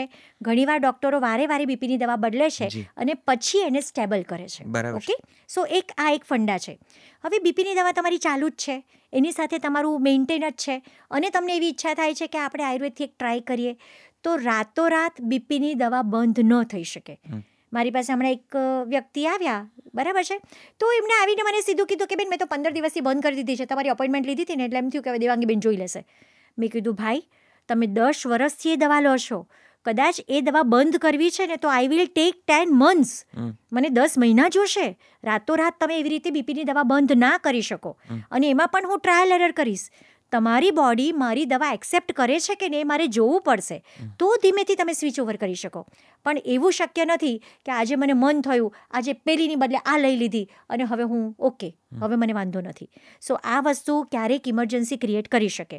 સો બેઝિકલી પહેલાં તો બીપી છે કે નહીં એ કન્ફર્મ કરાવો, પછી ઓથેન્ટિક ડૉક્ટર પાસે બીપીની વ્યવસ્થિત દવા ચાલુ કરાવો. એ સેટ થઈ ગઈ છે અને એનો દવાનો ડોઝ વધારવાની જરૂર નથી પડતી તો ફાઇન. જો તમને એવું છે કે ધીમે ધીમે દવા વધતી જ જાય છે તો ચોક્કસ તમારે આયુર્વેદિક ડૉક્ટરને ઇન્વોલ્વ કરવા જોઈએ અને પ્રયત્ન એવો પણ કરાય કે બહુ હાઈ ના આવતો હોય તો પહેલાં જ તમે આયુર્વેદિક ડૉક્ટરને ઇન્વોલ્વ કરો કે જેથી ભારેખમ બીપીની દવાઓ શરૂ ન થઈ શકે. બીપીના પેશન્ટો માટે હું એટલું કહેવા માંગીશ કે તમને ખબર જ છે કે તમને બીપી આવી ગયું છે અથવા તો તમને બીપી થવાની શક્યતા છે, તો રોજિંદા જીવનમાં બને ત્યાં સુધી નમકનો ઉપયોગ ઓછો કરો અને સિંધવ લવણને લવણોત્તમા કીધું છે કે બધા જ નમકમાં સર્વશ્રેષ્ઠ લવણ એ સિંધવ છે. એટલે રૂટીનમાં તમારા ખાનપાનમાં બને ત્યાં સુધી સિંધવ મીઠું જ વાપરો. રોટલીને શાક સાથે ખાવાની હોય તો હું એવી રિક્વેસ્ટ કરીશ કે રોટલીમાં મીઠું નાખવાની જરૂર નથી, શાકમાં મીઠું છે જ. અને સેમ દાળ અને ભાત સાથે ખાવાના હોય તો ભાતમાં મીઠું નાખવાની જરૂર નથી, દાળમાં છે જ. એટલે બીપીવાળા પેશન્ટોએ એક્સ્ટ્રા મીઠું અવોઇડ કરવું, સલાડમાં ઉપરથી મીઠું ન નાખો, છાશમાં મીઠું ન નાખો અને બને ત્યાં સુધી સિંધવ મીઠુંનો જ ઉપયોગ કરવો. સિંધવ મીઠુંની વાત નીકળી છે તો ફરીથી પાછી એ જ પ્રશ્ન તરફ આપણે જઈએ છીએ કે બજારમાં અનેક સિંધાલુણ અવેલેબલ છે. હવે તો એના પેલા મોટા મોટા ગાંગડા મળે છે ને મોટા મોટા પથ્થર જેવા છે કે તમે જાતે દળી લો. રસ્તા પર જાઓ, હાઈવે પર નીકળો તો ઊંટની લારીઓ અને ટ્રેક્ટર્સ ઊભા હોય છે. એ સાચું મીઠું છે? એ લેવાય કે કોઈ ખાસ રીતે બનાવેલું મીઠું જ લેવું? શું સજેસ્ટ કરશો આપ? ફાઇન. જનરલી સિંધવ મીઠું સહેજ પિંકિશ આવે છે, ગુલાબી પડતું આવે છે અને જે મળે છે બજારમાં તે સારું જ હોય છે. એટલે કદાચ આપણને કોઈ બ્રાન્ડનો ટ્રસ્ટ છે, વિશ્વાસ છે તો તમે એ બ્રાન્ડનું લઈ શકો. પણ તમને વિશ્વાસ નથી તો આવી રીતે મોટા તમે ગાંગડા લો અને ઘરે દળી નાખો તો એ પણ ઉત્તમ જ હોય છે. એટલે સિંધવ મીઠું જનરલી જે મળે છે તે જનરલી સારું જ મળે છે. એમાં મિલાવટની શક્યતા ઓછી છે. ઓકે. કોલેસ્ટેરોલનો આમાં કોઈ બહુ મોટો રોલ છે અને એને કાબૂ કરવાનું પણ કંઈક હશે જ, આઈ એમ શ્યોર. એના વિશે જણાવો. ઓકે. હવે છે ને કોલેસ્ટ્રોલ એટલે આપણે જનરલી જે માનીએ છીએ કે ઓહો કોલેસ્ટ્રોલ જે ઘીથી વધે ને તેલથી વધે ને આવું એક ફંડા છે. ઓકે. કોલેસ્ટ્રોલનો જ્યારે તમે લોહીનો રિપોર્ટ કરાવો છો ત્યારે એમાં લિપિડ પ્રોફાઇલ આવે છે જેની અંદર serum cholesterol, LDL, HDL, triglyceride બધાનું ઇવેલ્યુએશન હોય છે. એક વર્ષો પહેલાં એક સરસ મજાનો ડૉક્ટર ડેનિશે યુએસએમાં એક રિસર્ચ વર્ક કર્યું હતું અને એમણે છે ને 60થી 80 વર્ષના 50 વૃદ્ધોને લીધા અને એમણે સ્પેસિફિકલી બધું એમનું ઇવેલ્યુએશન કર્યું કે આમને આવી રીતે રાખવામાં આવ્યા, આમ છે તેમ છે, અને પછી બધાના બ્લડ સેમ્પલ્સ કલેક્ટ કરવામાં આવ્યા. ત્યારે એમણે જોયું કે આ અલગ જે તારવ્યા છે 50માંથી 20 એવા હતા કે જે બહુ જ સરસ રીતે વર્કઆઉટ કરતા હતા. એમાં એક સ્પેસિફિક પ્રકારનું કોલેસ્ટ્રોલ હતું, ધેટ વોઝ HDL. HDL એટલે ગુડ કોલેસ્ટ્રોલ. શરીરમાં જ્યારે પણ કોઈ અણધારી આફત આવે છે ત્યારે ગુડ કોલેસ્ટ્રોલ એની સાથે ઝઘડે છે અને શરીરને પ્રોટેક્ટ કરે છે. એટલે દરેક વ્યક્તિના શરીરમાં ગુડ કોલેસ્ટ્રોલ તો હોવું જ જોઈએ. હવે બેઝ શું છે કે તમે કંઈ પણ વસ્તુ લો છો એમાંથી ડાયજેશન થઈને એન્ડ પ્રોડક્ટ જે બને ને date should be good cholesterol. હવે જ્યારે તમારો જઠરાગ્નિ મંદ છે, અગેઇન તમને અપચો છે, તમને કબજિયાત રહે છે, તમારું ડાયજેસ્ટિવ સિસ્ટમ ડિસ્ટર્બ છે, એટલે તમે જે કોલેસ્ટ્રોલ લે છો ને એમાંથી એન્ડ પ્રોડક્ટ બનવાને બદલે મિડ પ્રોડક્ટ બનીને પડી રહે છે. એ મિડ પ્રોડક્ટ છે તેનું નામ છે ટ્રાઇગ્લિસરાઇડ અને LDL. બરાબર. જે ખરાબ કોલેસ્ટ્રોલ છે. જો જઠરાગ્નિ જ સરસ હોય ને તો પાછું પેલું ગુડ કોલેસ્ટ્રોલ જ બને. પણ ટ્રાઇગ્લિસરાઇડ ને LDL તમારા શરીરમાં બને છે જે તમારી નળીઓ છે, રક્તવાહિનીઓ છે એની આજુબાજુ જમા થઈ જાય છે અને અલ્ટિમેટલી એ આજુબાજુ જમા થઈ જાય છે એના લીધે બ્લડે વધારે એફર્ટ્સ કરવા પડે છે અને એના લીધે પણ તમારું બીપી વધે છે. બરાબર છે. સો મને એવું છે કે કોલેસ્ટ્રોલ પણ ઇનડાયરેક્ટલી ઇનડાઇજેશન સાથે કનેક્ટેડ છે. રાઈટ. તો ફરીથી એ જ લાઇફસ્ટાઇલમાં શું એવું ઉમેરવાથી કે ઘટાડવાથી વધારવાથી આ દ્રવ્ય પણ કાબૂમાં રહે? ફાઇન. કોલેસ્ટ્રોલ માટે હું સ્પેસિફિકલી 2-4 વસ્તુ સજેસ્ટ કરવા માંગીશ કે આયુર્વેદમાં એવું કીધું છે કે લસણમાં કોલેસ્ટ્રોલ ઓછું કરવાનો ખૂબ સારો ગુણ છે. અચ્છા. એટલે રોજ સવારે જો તમારું કોલેસ્ટ્રોલ થોડું ખાય છે, ટ્રાઇગ્લિસરાઇડ અને LDL તમારા વધારે રહે છે તો રોજ સવારે 1 કળી લસણ છૂંદી અને ગળી જાઓ, પછી 1 કલાક પછી તમે ચા નાસ્તો કરી શકો. એવી રીતે બીજી મહત્વની વસ્તુ છે મેથી. રોજ રાત્રે સૂતી વખતે 30 દાણા, હું છે ને ઘણીવાર એમ કહું ને કે મેથી ખાવી એટલે બધાને આમ એટલો બધો પ્રેમ ઉભરાય, આહા દેવાંગીબેને કીધું છે એટલે 1 ચમચી ફાંકી જાય, પછી કે બેન ગરમ પડી, એવું ના હોય, એનું માપ હોય. એટલે 30 દાણા મેથી તમે રાત્રે સૂતી વખતે 1 કપ પાણીમાં પલાળી દો, સવારે પાણી પી જાઓ અને મેથીના દાણા ગળી જાઓ તો મેથીમાં પણ કોલેસ્ટ્રોલ ઓછું કરવાનો ખૂબ સારો ગુણ છે. ત્રીજી મહત્વની વસ્તુ, તમે તેલ બને ત્યાં સુધી તલનું જ વાપરો. તલનું તેલ છે ને આયુર્વેદમાં બેસ્ટ કીધું છે કે બહુ બધા તેલો ઉપલબ્ધ છે. બેઝિકલી તેલની વાત નીકળીને એટલે હું થોડુંક ડિટેલમાં કહેવા ઈચ્છીશ કે પ્રાદેશિક તેલ હોય. પ્રાદેશિક તેલ એટલે તમે ઉત્તર ભારતમાં જશો ને તો ત્યાંના લોકો મોટા ભાગે સરસિયાનું તેલ વાપરે કારણ કે ત્યાં ઠંડી વધારે છે, સરસિયું ગરમ છે. દક્ષિણ ભારતમાં જશો ને એટલે મોટા ભાગે કોપરેલ હોય, કોકોનટ ઓઇલ, કારણ કે ત્યાં બહુ જ ગરમી છે, કોકોનટ ઓઇલ ઠંડુ છે. આપણા ગુજરાતમાં ને મિડલમાં તમે જોશો તો સિંગ તેલ અને તલનું તેલ. હવે સિંગતેલ જે પરંપરાથી ખાય છે ઓકે, પણ સિંગતેલ એવું ખરા કે શરીરમાં કોલેસ્ટ્રોલ વધારી શકે. બરાબર. એટલે તિલાદ ભવમ તેલમ, તેલ શબ્દ તલમાંથી જ ઉદ્ભવેલા વસ્તુની વાત છે. એટલે ઋષિમુનિઓએ એટલું સરસ તલના તેલનું ડિસ્ક્રિપ્શન આપ્યું છે કે તલનું તેલ શરીરમાં જઈને નક્કી કરે કે મારે આ માણસને પાતળું કરવું કે જાડું. અરે વાહ. જાડાને પાતળા કરે, પાતળાને જાડું કરે. એટલે બને ત્યાં સુધી ખોરાકમાં તલના તેલનો ઉપયોગ કરશો ને તો કોલેસ્ટ્રોલ વધવાની શક્યતા એમને ઓછી થઈ જશે. બરાબર. અને ઘી, દૂધ, દહીં, છાશ, માખણ આ બધી જ વસ્તુ બને ત્યાં સુધી ગાયના જ દૂધની હોવી જોઈએ. બરાબર. જો આટલું ફેરફાર કરો અને એની સાથે અગેઇન સંક્રમણ ચાલવા જશો તો હું એવું માનું છું કે કોલેસ્ટ્રોલને આપણે વધતું અટકાવી શકશું. વાહ. ચાલવાની વાત વારંવાર આવે છે ત્યારે લાઇફસ્ટાઇલ ડિસઓર્ડર્સની આપણે ચર્ચા કરીએ છીએ ત્યારે એક બીજો મહત્વનો રોગ આપણને લઈ જાય છે.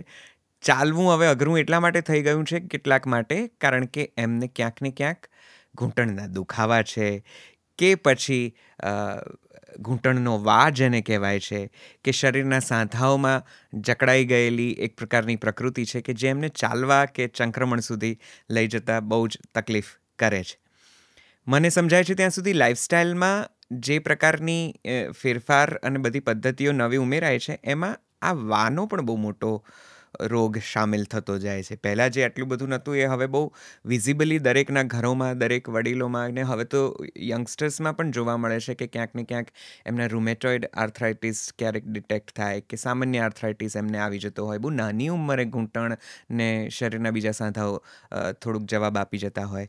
તો શું આર્થરાઇટિસ કે જેને ઓટો ઇમ્યુન ડિસીઝીસમાં પણ ગણવામાં આવે છે એ પણ લાઇફસ્ટાઇલ ડિસઓર્ડરનો એક ભાગ છે? એને પણ ક્યોર કરી શકાય?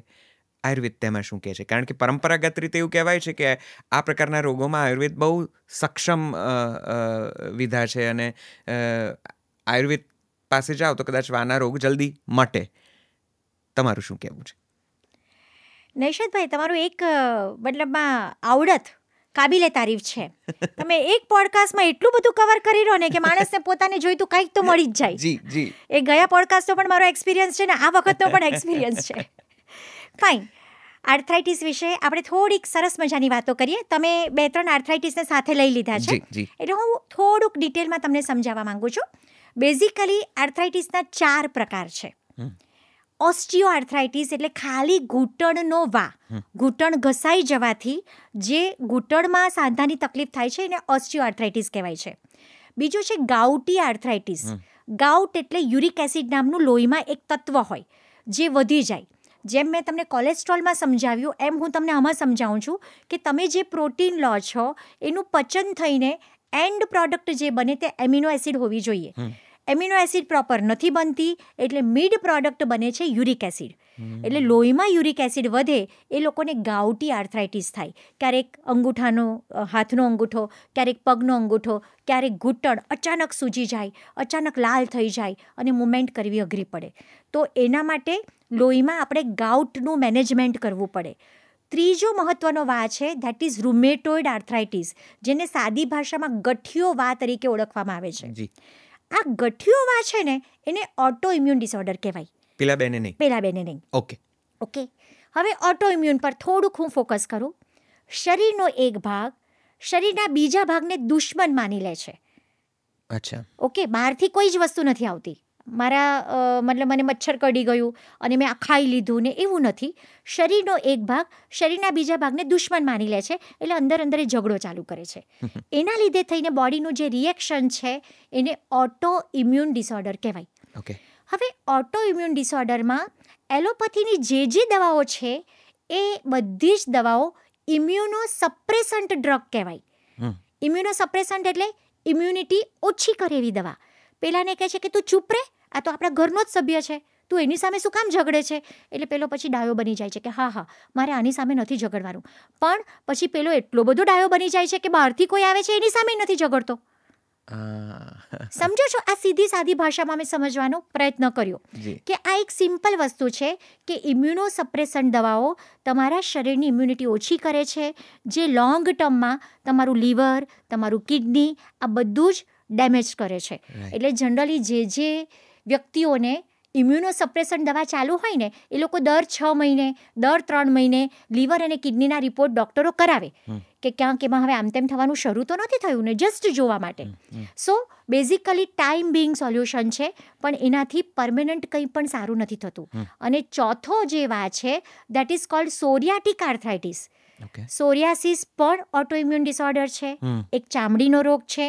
લાંબો સમય માણસને સોરિયાસિસ શરીરમાં હોય અને એના લીધે આર્થરાઇટિસ જે ડેવલપ થાય તેને સોરિયાટિક આર્થરાઇટિસ કહેવાય છે. સો બેઝિકલી આ 4 અલગ અલગ પ્રકાર છે.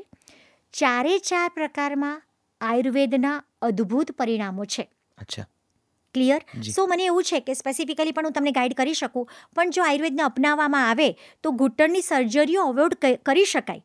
બરાબર છે? હા, પણ હું તમને કહી દઉં કે લાઈક હવે અમારી પાસે હમણાં એક બેન આવ્યા કે બેન મને ડૉક્ટરે ઘૂંટણ બદલાવાનું કીધું છે, તમારાથી કંઈ થશે? એટલે મેં કીધું કે હું પ્રયત્ન કરું. એટલે કે પ્રયત્ન નહીં, ગેરંટી હોય તો જ.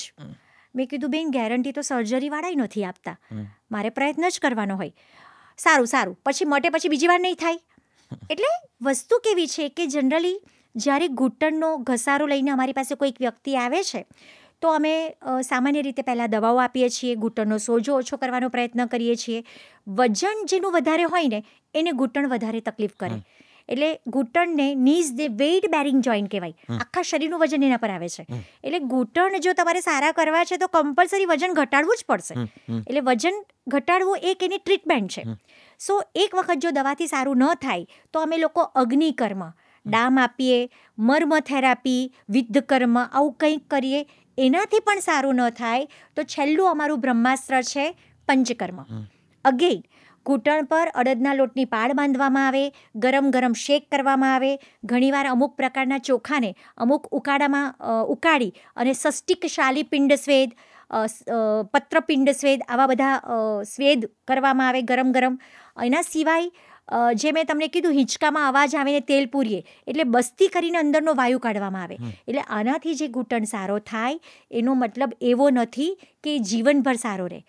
એક દિવાળીએ તમારે ઘરની સફાઈ કરો તો બીજી દિવાળીએ કરવી જ પડે. રોજ જે તમે આમ તેમ કરો છો કચરું પોતું તે ન ચાલે. તો એક વખત તમારું ઘૂંટણ સારું કર્યું એની અસર વર્ષ, 2 વર્ષ કે 3 વર્ષ રહે. પાછો દુખે તો પાછું દિવાળીની જેમ સફાઈ કરી દો, વાત પૂરી. પણ હા, આપણે એને મેન્ટેન રાખી શકીએ. જી, તો ખાસ કરીને રૂમેટોઇડ આર્થરાઇટિસ એ બહુ મોટો બહુ પીડાદાયક રોગ છે અને જેને એક વખત થાય એટલી બધી ધીમે તકલીફોમાં સરતા જાય છે. એક સમયે તો ડૉક્ટર્સ પણ સ્ટીરોઇડ્સની જ હેલ્પ લેતા હોય છે અને પછી શરીર એને જુદી રીતે રિએક્ટ કરતું થાય છે. આ રોગ બહુ જ અઘરો થઈ જાય છે કોઈના પણ માટે સહેવો અને પરિવારજનો માટે જોવો. આયુર્વેદ એના માટે કોઈ ઉપાય, કોઈ રીતે કારગત નીવડી શકે? રૂમેટોઇડ આર્થરાઇટિસને સંસ્કૃતમાં આયુર્વેદમાં આમ વાત કહેવામાં આવે છે.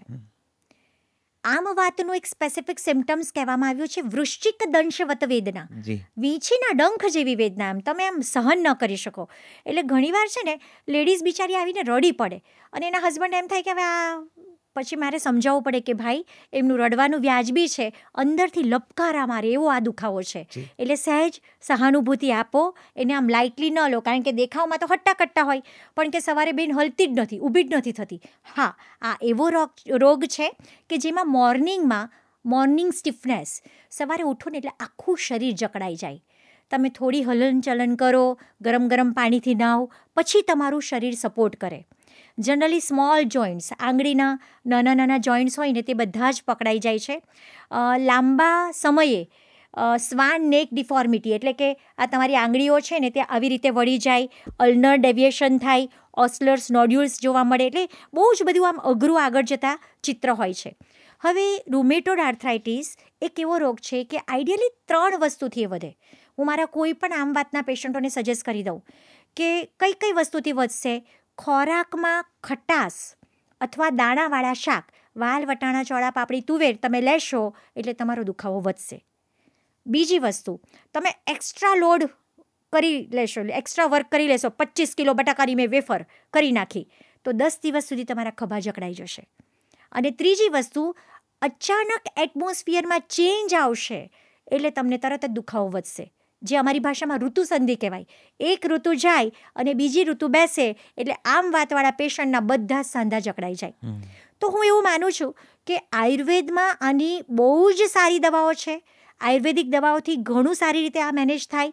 પણ ઋતુ બદલાય, કંઈક કામકાજ થઈ જાય, ક્યારેક કંઈક ખવાઈ જાય તો કદાચ 2-4 દિવસ માટે દુખાવો વધી જાય ને, એના માટે આપણે માનસિક રીતે તૈયાર રહેવું. સો આ એક બહુ જ બેઝિક વસ્તુ છે અને હું બહુ જ કોન્ફિડન્સથી કહું છું કે લોહીમાં આરે બહુ જ વધારે પ્રમાણમાં હોય એવા વ્યક્તિઓના પણ આરે નેગેટિવ થયેલાના દાખલા છે. એ વસ્તુ આયુર્વેદમાં શક્ય છે. બહુ જ સરસ મજાની સાદી દવાઓ આવે પણ અદ્ભુત પરિણામો મળી શકે. કોઈ ઘરગથ્થું એવું ખરું કે જે કદાચ સહેજ તમે કીધા એ લક્ષણો એમને એમ લાગે કે હા આ બધું તો કદાચ મારામાં પણ છે, મને અત્યાર સુધી એમ હતું કે તો હવે ઉંમર પ્રમાણે શરીર જકડાય ને થાય ને થોડુંક તો કામ વધારે થઈ ગયું એટલે જરા દુખે છે, પણ આ સાંભળ્યા પછી એમને એવું લાગે કે ના કદાચ મારી હાલત એ તરફ જ જઈ રહી છે, તો કોઈ એવું બિફોર કન્સલ્ટિંગ આયુર્વેદિક ડૉક્ટર ઘરમાંથી કંઈ એવું કરી શકાય કે જે લઈ શકાય કે જે કદાચ કારગત નીવડે એવો કોઈ ઉપાય ખરો? મને છે ને નૈશદભાઈ શ્લોક બહુ યાદ આવે ક્યારેક, બરાબર છે કે કંઈ કામ હોય ને તમને ત્યાં આ શ્લોક બોલી દઉં. સો આમ વાત માટે એક સરસ મજાનો શ્લોક છે. આમ વાત ગજેન્દ્રસ્ય શરીર વનચારિણ એક એવ નિહંત્યાશુ એરંડ સ્નેહ કેસરી. આમ વાત રૂપી હાથી જ્યારે શરીર રૂપી વનમાં ફરવા નીકળે છે ત્યારે એકમાત્ર એરંડિયા રૂપી સિંહ એને નાથવા માટે સક્ષમ છે. કેટલી અદ્ભુત વાત. બરાબર છે. એટલે મને એવું છે કે રૂટીનમાં સૂંઠ અને દિવેલ એ આમ વાતનું ઘરેલું સર્વોત્તમ ઔષધ કહેવાય. સૂંઠી દિવેલ પણ બજારમાં મળે છે. દિવેલ જ એવું મળે કે જેમાં સૂંઠ નાખેલું હોય છે. અધરવાઇઝ રોજ સવારે ખાલી પેટે અથવા તો રાત્રે સૂતી વખતે તમે 1 કપ ગરમ પાણીમાં 1 થી 1.5 ચમચી દિવેલ અને અડધી ચમચી સૂંઠ નાખીને તમે પીવો. શક્ય હોય તો તમારા રોજિંદા જીવનમાં ઘઉંના લોટમાંથી કોઈ પણ વસ્તુ બનતી હોય ને એમાં મોણમાં તમે દિવેલ નાખો. ખોરાકમાં તમે સૂંઠનો ઉપયોગ વધારો. એટલે સૂંઠ અને દિવેલ એ આમ વાતનું રામબાણ ઈલાજ છે. અજમો ખરો? અજમો ખરો, એ શરીરનો વાયુ ઓછો કરે જ છે, પણ સ્પેસિફિક જો મને કહેવામાં આવે કે કદાચ એકાદ વસ્તુ જ કહેવાની છે તો એમાં સૂંઠ અને દિવેલ. બાકી તો અજમો છે, મેથી છે, લસણ છે, આ બધી વસ્તુ શરીરનો વાયુ ઓછો કરે એવી છે. એટલે તમે રોજિંદા જીવનમાં એને વણી જ શકો. બિલકુલ. એવા જ એક બીજા તમે નાનકડી વાતનો ઉલ્લેખ કર્યો, પણ એ કદાચ બહુ મોટો વ્યાધિ છે અને જેને થાય એ તો એને ખબર પડે. સોરિયાસિસ અતિશય બિહામણો લાગે તેવો, ખૂબ પીડાજનક, અને જેને થાય એને તો ભગવાન યાદ આવી જાય એટલી બધી ખરાબ હાલત હોય છે. તો શું સોરિયાસિસ પણ ઓટોઇમ્યુન ડિસીઝ છે? અને આયુર્વેદ એની પાસે કોઈ આયુર્વેદ પાસે જાય તો એનો ઈલાજ છે? કારણ કે ફરીથી એલોપેથી પાસે સ્ટીરોઇડ્સ છે અને થોડી ઘણી એને શામક દવાઓ છે, પણ એ છેવટે વકરતો હોય છે અને બહુ લાંબો ચાલતો આ વ્યાધિ છે. બહુ જલ્દી હાથ મૂકવા ના દે તમને, બહુ લાંબુ ચાલે ત્યારે એનું કંઈક મેળ પડતો હોય છે. એનો કોઈ ઉપાય કે એના વિશે કંઈક વાત કરો. સોરા અને સિસ આ 2 ગ્રીક શબ્દમાંથી બન્યો છે સોરિયાસિસ. સોરા એટલે ઈચ, ખંજવાળ આવે, અને સિસ એટલે કન્ડિશન. જેમાં ખંજવાળની કન્ડિશન હોય છે. મેઇનલી સ્કિન જેટલા સમયે નવું રિપ્રોડક્શન કરે છે ચામડી, એના કરતાં એ સ્પીડ વધી જાય છે. એટલે ચામડી ફટાફટ મેન્યુફેક્ચરિંગ કરે છે. એટલે સરસ આમ તમે જુઓ કે રૂટીનમાં હોય એના કરતાં ડબલ લેયર્સ ચામડીના નીકળતા હોય ને એવી રચના સોરિયાસિસમાં જોવા મળે છે. બેઝિકલી સોરિયાસિસ એ આયુર્વેદમાં કુષ્ઠની અંદર આવે છે. કુષ્ઠ નામનો એક આખો અધ્યાય છે જેમાં મહાકુષ્ઠ, ક્ષુદ્રકુષ્ઠ, અલગ અલગ પ્રકાર બહુ જ ડિટેલમાં વર્ણવવામાં આવ્યા છે. તો આયુર્વેદમાં એવું કહેવાયું છે કે જેમાં ચામડી માછલીના ભીંગડા જેવી હોય એને સોરિયાસિસ કહેવાય. તમે જોશો ને તો મોટા મોટા પેચ પડી ગયા હોય. ચોક્કસ સોરિયાસિસ ઓટોઇમ્યુન ડિસઓર્ડર જ છે અને આયુર્વેદમાં એના અદ્ભુત પરિણામો છે. વસ્તુ કેવી છે કે સોરિયાસિસવાળા પેશન્ટોએ પણ જ્યારે ઋતુ બદલાય, ખાસ કરીને શિયાળો એ સોરિયાસિસ વધવાની ઋતુ છે.